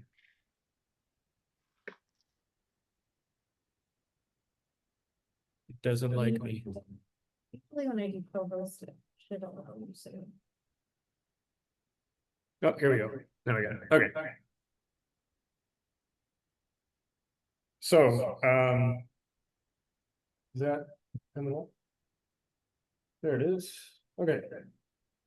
So just for the sake of a visual, this is a 2016 photo, 2014. You can see how well this wall kind of frames that courtyard. And it's a more visually striking feature, I think, than what I took it as on the day of the site visit. And so if there's any way to go with, I think our first option was to potentially either reinforce it or rebuild it. This one. Yes, this one in particular, not those at the Donaldson per se, but I just want to hammer that point home, because this is a really critical, more critical than what we gave it. Well, we're not arguing to get rid of them. No, no, I Our just, I'm basic just saying for underlying the sake of, statement here is that we don't have necessarily the money to save these site walls at the cost that, yeah, we went through we're replacing 2 lintels at the commissary. Luckily, the lintels were in great shape, but I mean, Donaldson swallowed a chunk of the contingency, and there's yeah. gonna be more that we find as we start to uncover I these guess, buildings. There is no argument about the importance of this wall, none no, whatsoever. and I'm not saying there is, I just wanted the rest of the board to be able to see. And just in case when it comes around again, because since we requested for it to be reviewed before work is done, during our minor review last week, if somebody else, say it's not Mary Lou or I go, we just want to reiterate the importance of it to the rest of the board so they know that it's not to say that you're proposing to tear it down or anything. It's more. No, I mean, one of the viable treatment options for preservation is replacing like for like. And it would be our intention to build that wall with local adobes made on site and essentially create exactly that wall with exactly that plaster that will look exactly the same. That is our preference, and that's the priority that we heard at the last meeting. We're guessing that this might be in the vicinity of $20,000 to $25,000 to do that. We don't have a specific price yet. And we heard loud and clear at that site meeting that this is the highest priority, and we would definitely agree with that. Excellent, thanks. That's all I wanted to make sure the board was on the same page. That's all. Thank you. Thanks, guys. Appreciate the visual. Sorry, Drew. Didn't mean to It's okay. derail you.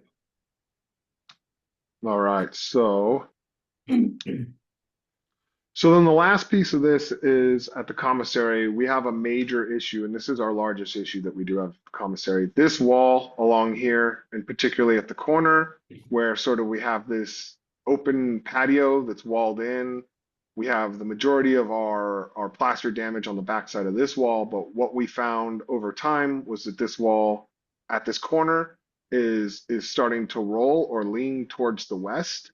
And we have photo evidence of that basically from the vigas in the ceiling or the joists, pulling away from the wall, and you can see where they had caulked it or painted it, and then it's moved, and it's probably moved a half inch over time. We had a lot of concern. We knew it was an issue when we were designing for the project, but at the time, our structural engineer basically said, let's pull the plaster off this corner once we get into the project. We can look into it and see what exactly is causing the damage. It's sort of a twofold. There was a pretty nasty crack in the parapet, which has been patched during the roof repair, but that isn't what was causing the damage. The wall itself does not have a foundation. The contractor dug probably a 6x4 hole out next to this wall and went straight down to see if there's a footing to determine what was going on, if we could use helical piers or if we could do a different option. And we found that there was nothing. It's just adobe goes straight into the ground. So the proposal that we had come up with is a possible, oh, here we go. Here's the photos. So you can see this is from inside the patio. There's pretty severe cracking and crumbling. It's all upper. This is from inside the building. They stripped the plaster off, and you can see how it's just crumbling and cracking in this corner, and it was toothed together. The photo on the left here is the hole we dug to kind of look in there, to figure out what was our foundation situation. And basically what we're proposing is a buttress type wall that goes up, and we've run it by with our structural engineer, so we kind of have a proposal, but his only requirements was that it goes from the parapet height down. He's proposing probably a 4 foot by 4 foot by, I think he had a foot thick slab of concrete at the base, and then using a CMU going up as a column that would just basically brace that wall from tipping. We have 2 different sort of scenarios where we had buttress, where it looks like Bolsius himself kind of used this technique, because you can see above in this photo, it's got the oil the oil adobes, which we think they were mixed with some sort of motor oil. We have a couple different examples of that on site. So this is our proposal, and this is what we need really feedback on, because option 2 is to tear that whole corner apart, which involves the roof, all the walls, dig down, put a footing, which is out of the budget. We think that this is probably the most or the least invasive preservation method. We sort of are proposing a not so dissimilar shape as to what's on site, but maybe it's a different material or a different color or different shape. But that's what we're working at right now.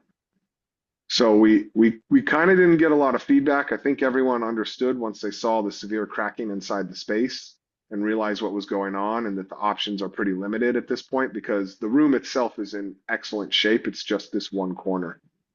So Desiree, did they get a copy of that? Yeah, we did get some feedback on the buttress from the committee and from PRS, so the committee felt that or their preference was to err more on the compatibility side rather than the differentiated side, so we will work through that with the project sponsor, and if we have to go back to Parks and Rec as well and talk through the recommendations and the PTSD director as well.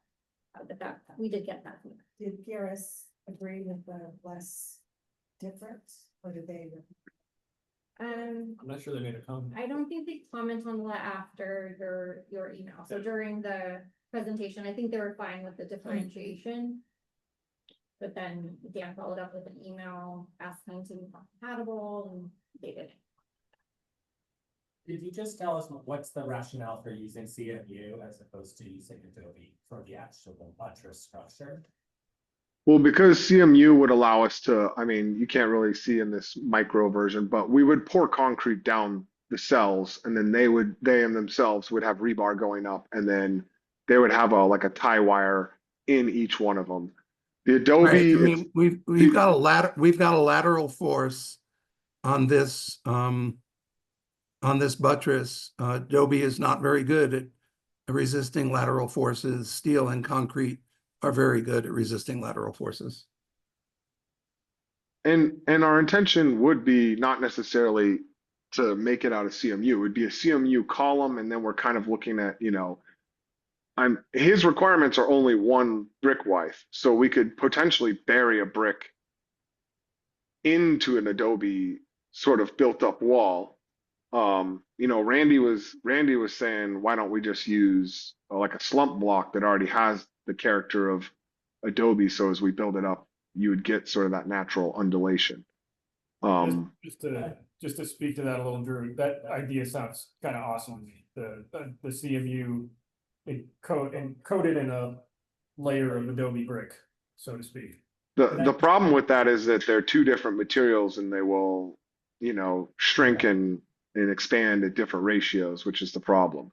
Well, Drew, that was the point of my question about this using CMU versus the Adobe. If the wall is, if the prime wall that you're holding up is shrinking and expanding over time, and it's using it's like when I just think back to all of my conversations with David Ibetta about compatible material in Adobe. But do you foresee that using a CMU block on this wall to create the lateral structure over time, although it'll definitely hold it up in 40 years or 50 years, could there be a negative impact because of this type of inert intervention that doesn't have the same ability to expand and contract like the Adobe? That was really my question, not about the ability to control. I mean, it's kind of an option of, this is the best case fix or not. I mean, we thought in our thinking, because we didn't want to make it look like it belonged to the building, that possibly it connects to the building using some sort of metal control joint, right? Maybe it's the same material and the same look, but it has a metal control joint on both sides so that it distinguishes its change. That would also allow it to have that sort of ability to expand and contract if that was an issue. But I think more the issue. Sorry, when you say a metal control joint, that would go between the CMU and the Adobe, is that right? It would be in the stucco. It would be like Stucco. where the stucco meets the building. So I think from our perspective, the photograph on the bottom left is sort of what we're aiming for. we would like it to feel distinct and different from the existing building because, you know, the Secretary of Interior Standards says, don't try to fool anybody. And if we tried to make it look like that buttress was always there under Bolsius, then we're really not being honest about the history. So the clean line that you see on the bottom left is probably what our goal would be. I'm not sure we need to do a metal joint. I think simply striking a joint at that point would be fine, so that we don't, so it doesn't crack naturally there. It would separate there in its normal. So that one on the bottom left, where is that on the commissary? I can't read it in the red text. Front of the building, Unit A. Unit A, okay. Yeah, And so is the one on the right-hand side of the yeah, picture. that one I recognize. That's just I So couldn't remember. both of those frame the two site walls. Yeah.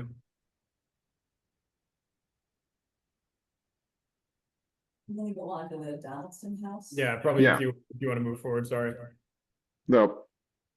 Yeah, so Corgi, do you want to talk about this? Sure. I mean, one of the updates that we think is pertinent to today's meeting is the Planning and Development Service Director's decision. As you recall, we went through a rather long and elaborate set of reviews by this committee, by PRS, and the way the system works is that the Planning and Development Services Director issues a decision with conditions approving the plan as submitted with the following conditions. Number one, an older style of brick with no spacers provided for the outdoor patio. Smooth lime finish, more tan than gray in color, to be used for the commissary buildings. Bicycle racks to be historically compatible with the Fort Lowell Historic Preservation Zone, and permits within 1 year. So it's our intent to comply with all of these conditions.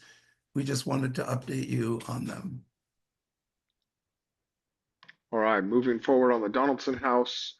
So we have 3 issues and then a 4th one that was also included. I'll give you a project update. It's a scupper relocation on the front of the building. It's porch rafter tails, again, a similar site wall condition, and then the new steel door, which was a part of a previous review. It wasn't included in the PRS final determination, but we're just sort of including it to talk about it. Again, the Donaldson House located on the northeast side of Fort Lowell and Craycroft on the north side of the park. Photo or site plan of it, and this is a site wall that's in question, and this is the other site wall in question. But we're going to move basically from front to back with the issues. So here's just a nice photo. They rebuilt probably over 200 adobes on site for a lot of the parapets were badly damaged. There was a lot of water infiltration that had damaged some of the adobes, so we were able to rebuild a lot of it. Here's a photo. This site plan is a hybrid. It's kind of the proposed patio as well as the existing scuppers. So I included it even though it's an outdated photo. It shows you which direction the water is running. So originally we had a scupper here on the southeast corner of this front building and then 2 on the west corners. And so all the water poured into this courtyard. And right now you can see in this photo, here's one of the old scuppers, and then here's another scupper. The issue with this was there's not enough positive drainage to get the water out. And you'll see in the next photo where we had some major issues along this wall, which is this wall here. So we had, in the original permitted plans, we had gotten permission to place the new scupper over here. Our intentions was to get it out of this courtyard.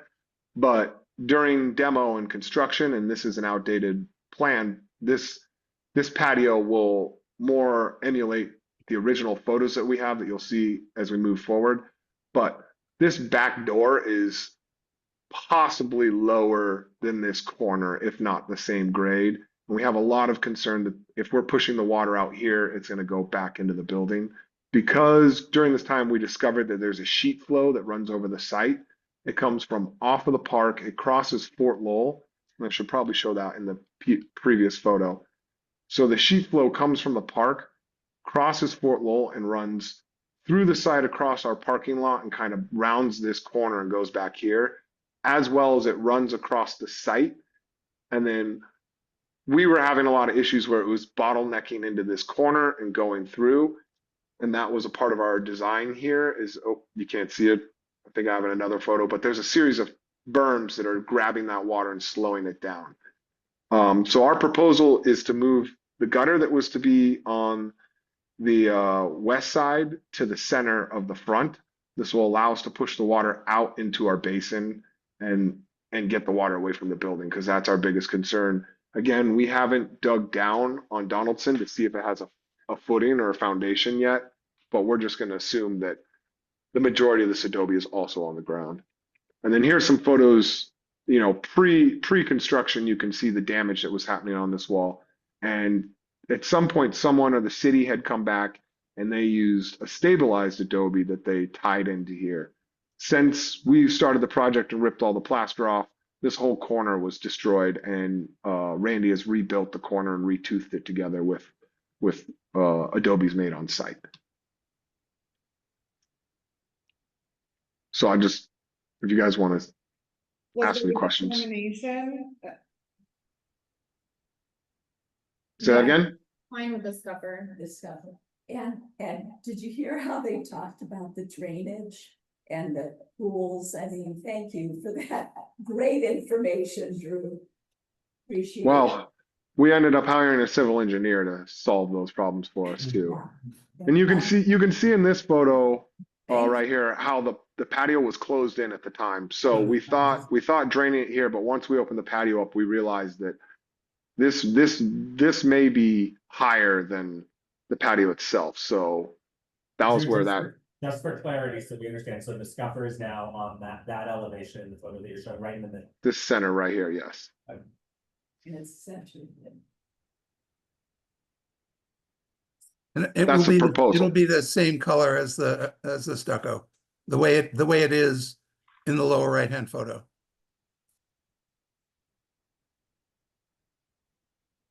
Thank you. Okay. So then the second issue that we've run into is the rafter tails on this porch. Some of them didn't look that bad, but then once they demoed the walls and entered in, we realized that every rafter tail is pretty much rotten and bad. And the way that this sort of started was that the roofing contractor asked if he could put a fascia along here so that the gutter had something to attach to, because each one of those rafter tails is sort of bending and changing. It's not a straight line. But after we took a look at what was going on, we found an incident. It's this one right here, that someone had previously sandwiched the rafter tail or sistered it with two 1-bys. So it's basically two boards that are exact same size as the rafter, and it just goes on both sides, adding roughly 3/4 of an inch to each side, which would be a 1/2 inch.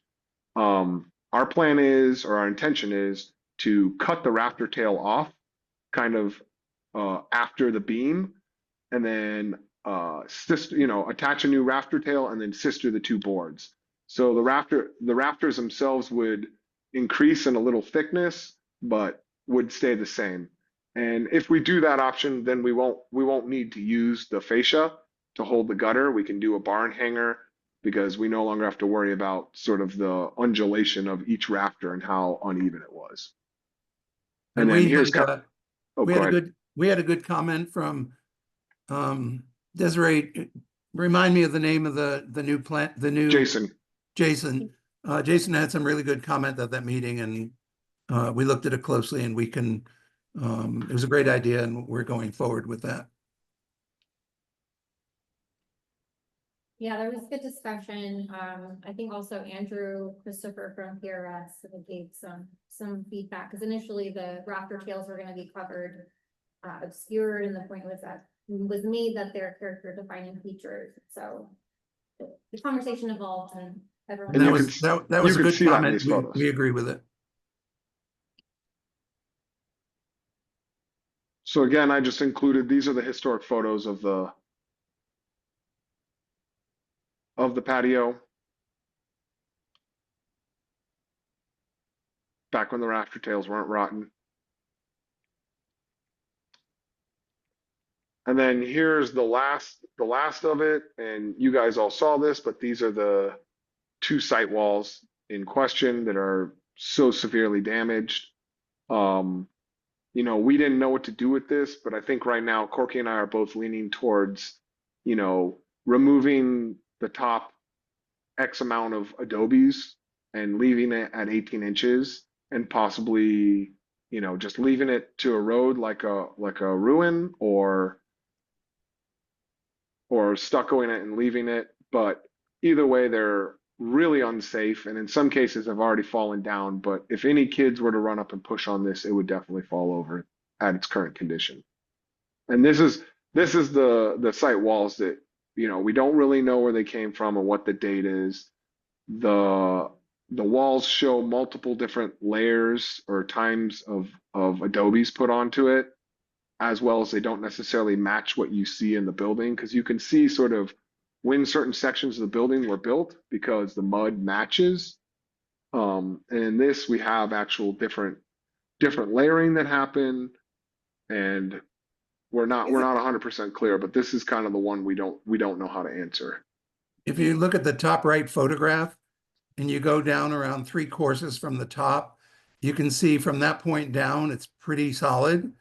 But unlike a lot of adobe, these are worse at the top of the wall rather than the bottom wall. And these are about 8 inches thick compared to the one at the commissary, which is almost 2 feet thick. And then you can also see in the bottom photograph, that sits at where the J is on the left side of the drawing. And that is a very, very large mesquite tree that is now dead. It has taken out some of the wall to the west, and our plans have the removal of that. And it's a little hard to imagine that we can actually get that tree removed without further damaging that wall.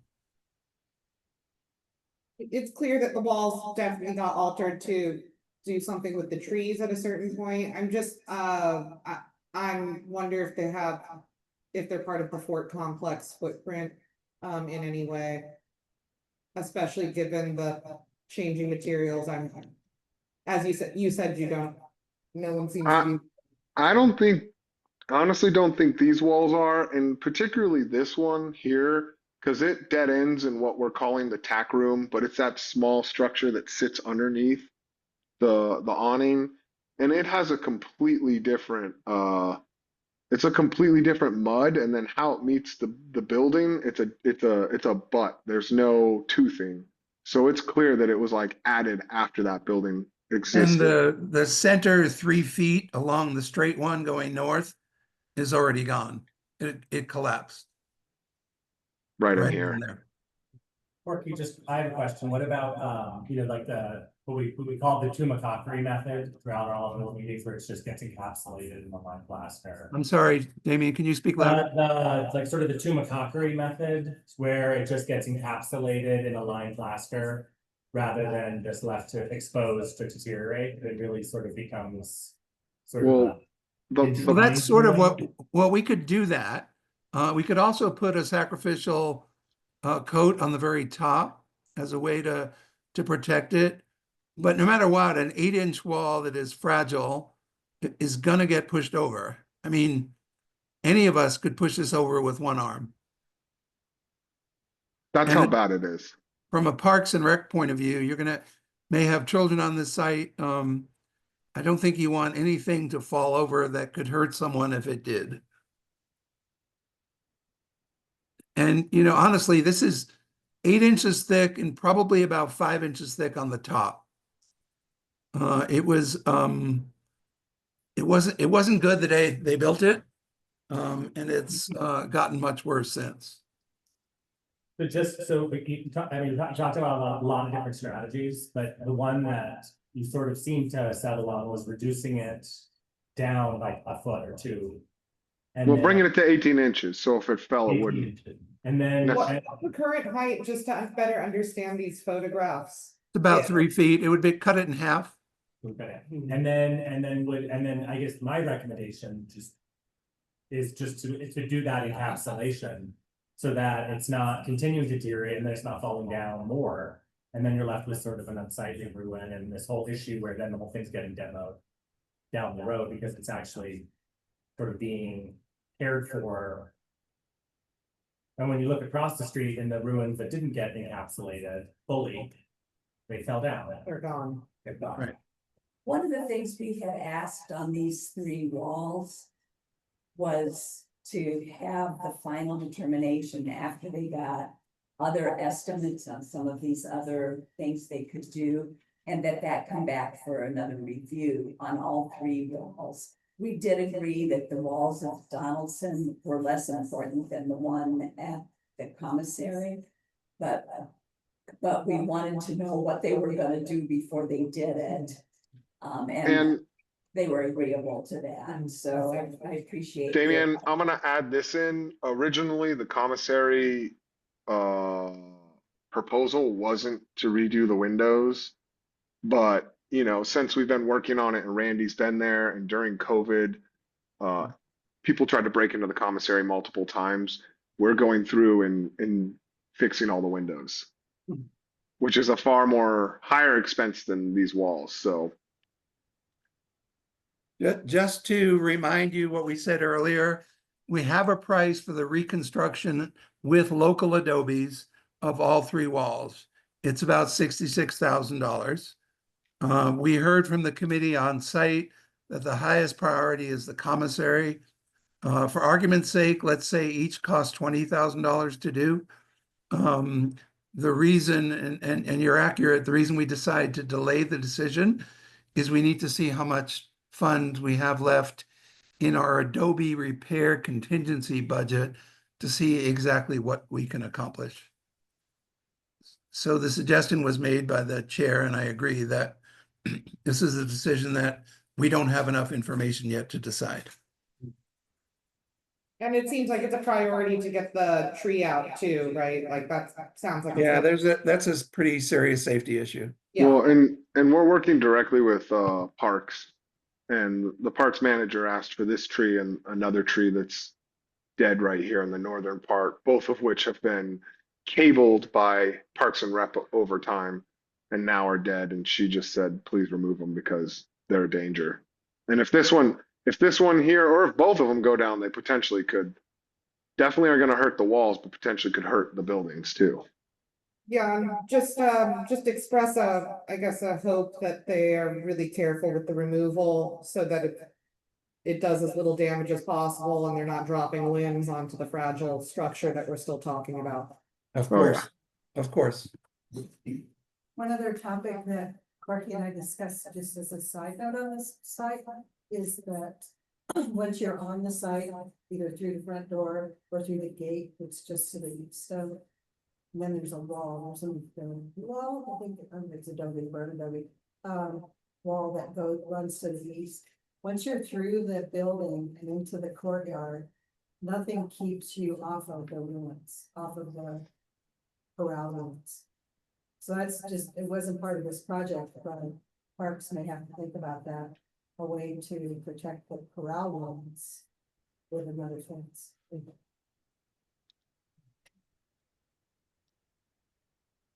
Thank you, Elaine. And then I'm going to show you guys the last piece. Oh, Corky, I'll let you cover this.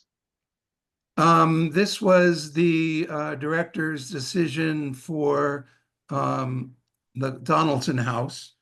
And we'll go through those one at a time. Design changes to the existing flooring to be presented for a courtesy review. It turns out that we were afraid that the rodent damage to the concrete floor was too bad to allow us to preserve that concrete floor and refinish it.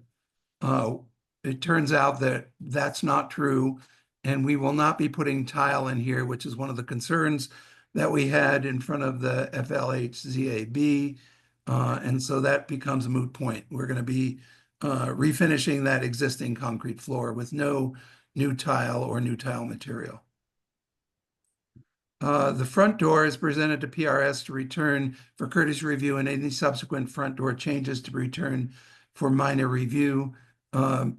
We have that here to show you today. There have been no changes since the last time you saw that. So we're here with it, but to some extent it's moot as well. Item 3 is an interpretive exhibit to be installed. That's not in our scope.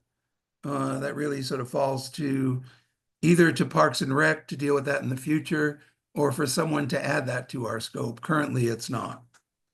And then finally, permits were awarded within 1 year of the decision. Thank you. Anything else? Oh, here, I'm just gonna show you. So this is the historic front door. I don't think this one shows it, but the door that's there now was actually the main door. So there were screen doors somewhere along the lines, and then the main door, we don't know exactly what happened, but it became the front door to the whole building. Here's what we have at the current moment. Our design intention, and you guys have seen this already, is to repair these doors. They're going to act sort of as a nighttime shutter, so they'll be able to be opened, locked into place during the day. They'll remain open.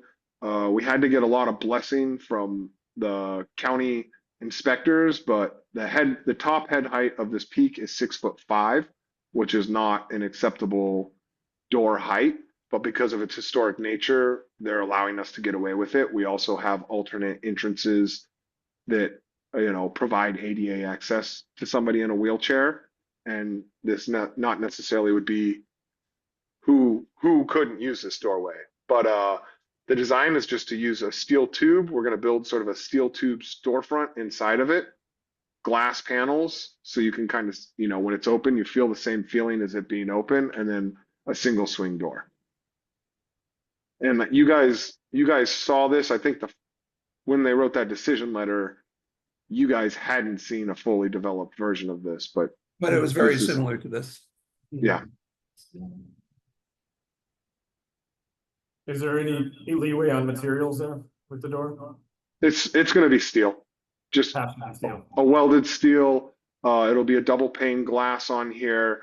This will probably be a tube steel frame, and then inside the inside will have sort of a low profile, I think 3/4 inch flat steel that will hold in the glass, and then there'll be an outside piece that, you know, it screws into. There's no chance it could be wood, in other words. No. And is that just for commercial?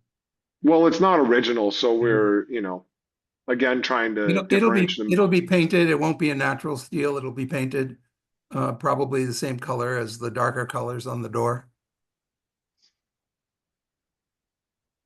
So before it was basically a French door with an arch.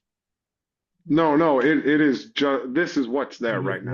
And then this had a screen door over it. So even though this opens outwards and the screen door opened outwards. Is that right? Did you go back to the photo? This opens outward. Yeah, this opens outward, and then a screen door would open outward. How Well, about that?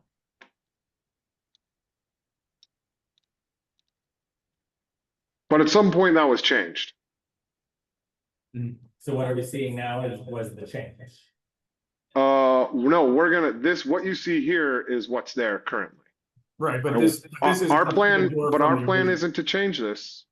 Our plan is to build this door behind that door. So this door would open up, act as a shutter, and then the new door would be behind it. I think what David's asking is, what did the historic doors look like that were behind those screen doors?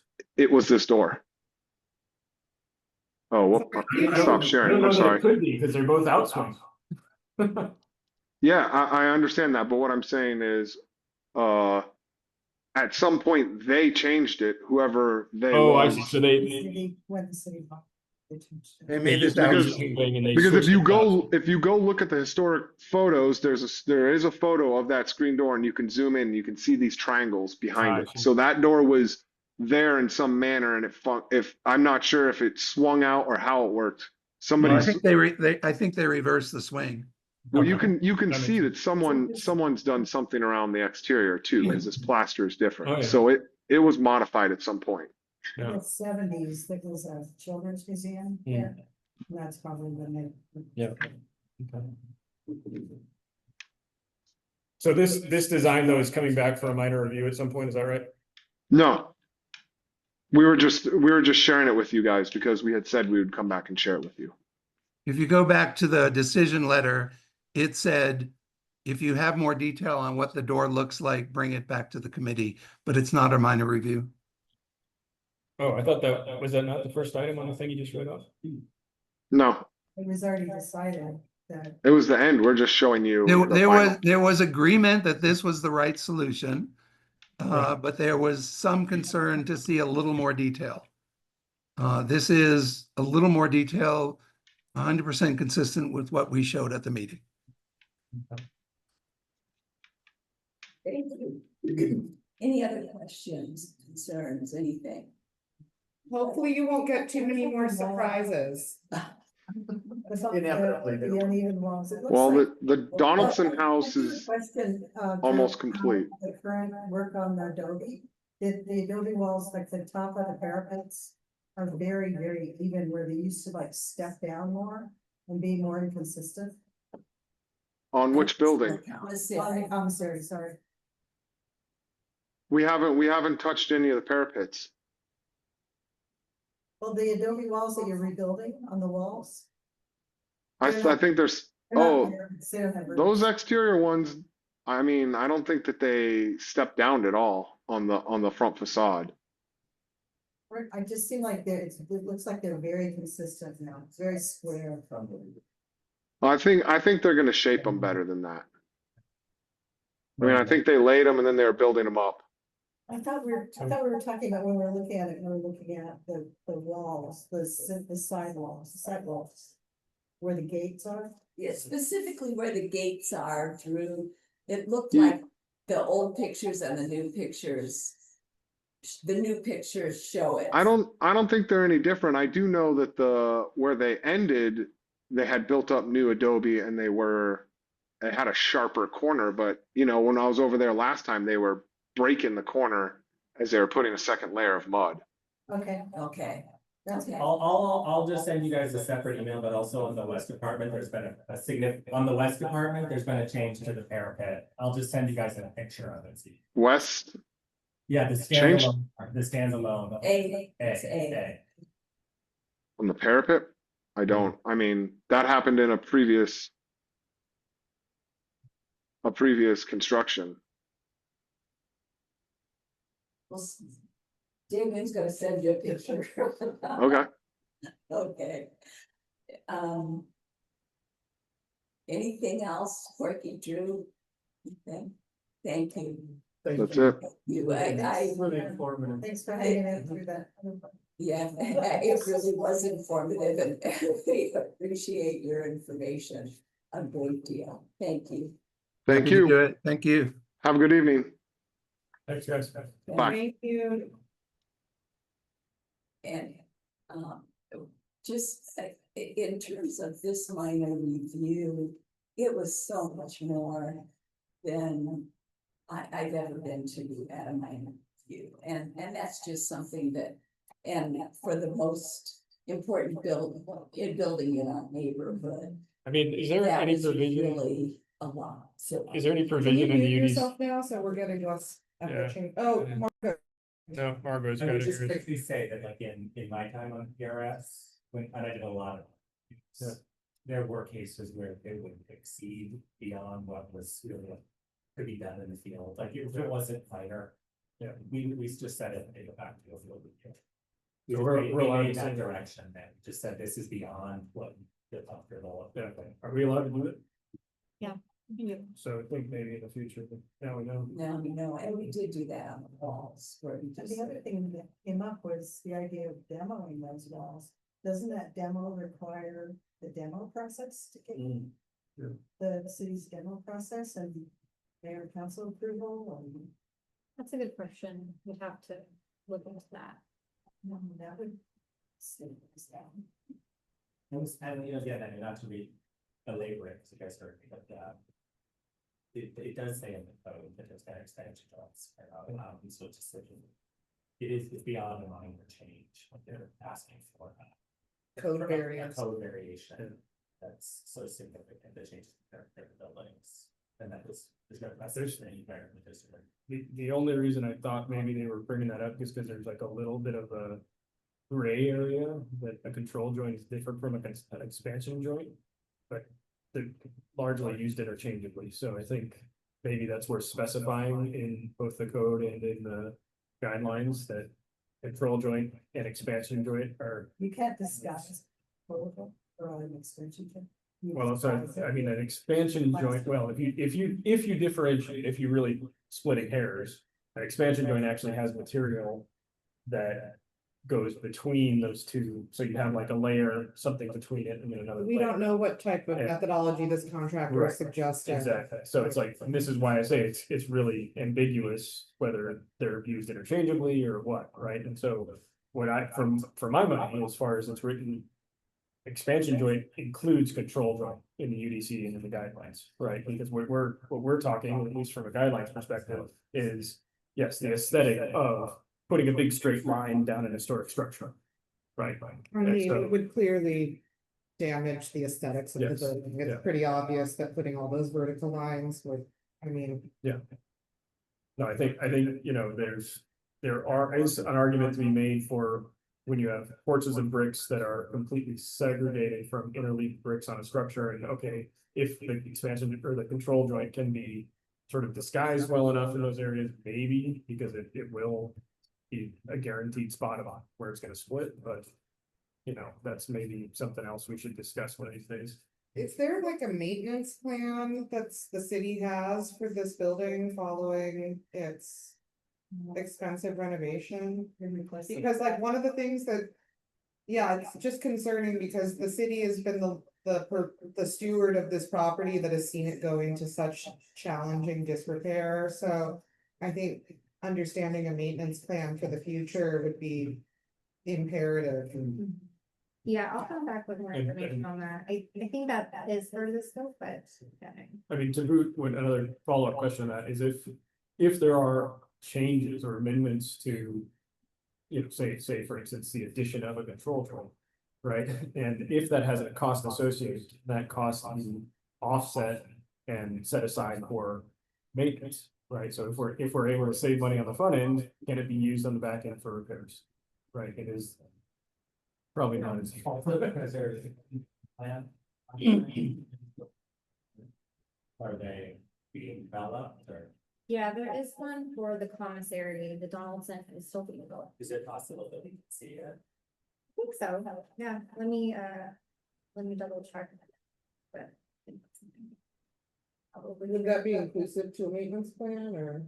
Well, I think it helps informing again, the fact that there was, I mean, I have been bringing this up since the beginning. The fact that there was no preservation plan and defined areas and some very complex property that had a very dynamic, dynamic history. So there were many layers, and then there was never a preservation plan established in this, let alone primary character defining features, secondary features, tertiary features. So like this, even the discussion about the wall coming down, that those elements have been identified in a comprehensive plan, also with the unique woodwork and, you know, the color features on the back.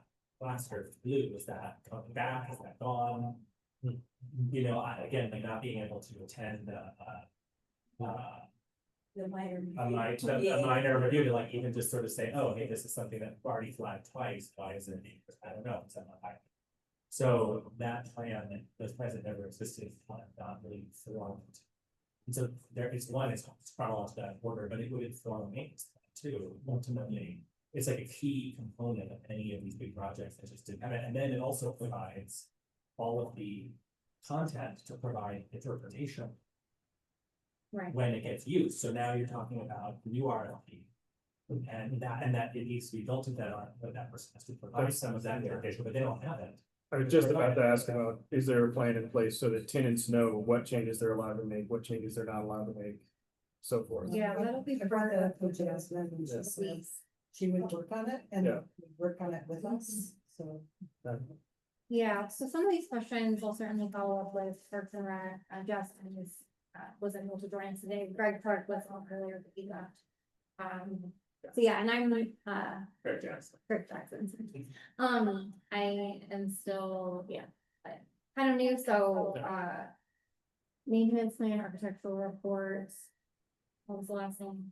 This is component to a preservation plan, so a maintenance plan maybe can be involved in the preservation plan, but they are two separate things, right? So preservation is much more about preventing amendments that are unwanted, I think, right? So if a tenant says, oh, I want to put a display here, let me rip out this Bolsius cabinet to do it, that would be a big problem. Yeah, So that we would want be it, the- we want it in their contract that says you're not allowed to make any changes without going through this sort of review first. And you also talked about saving money on the front end. Right, To use yeah. it later.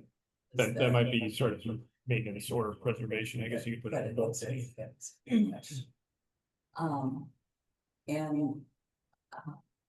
okay, So, And so like another issue that let's think about, and again, I looked at the plan, those plans are very, very complex, and again, are very, very setting.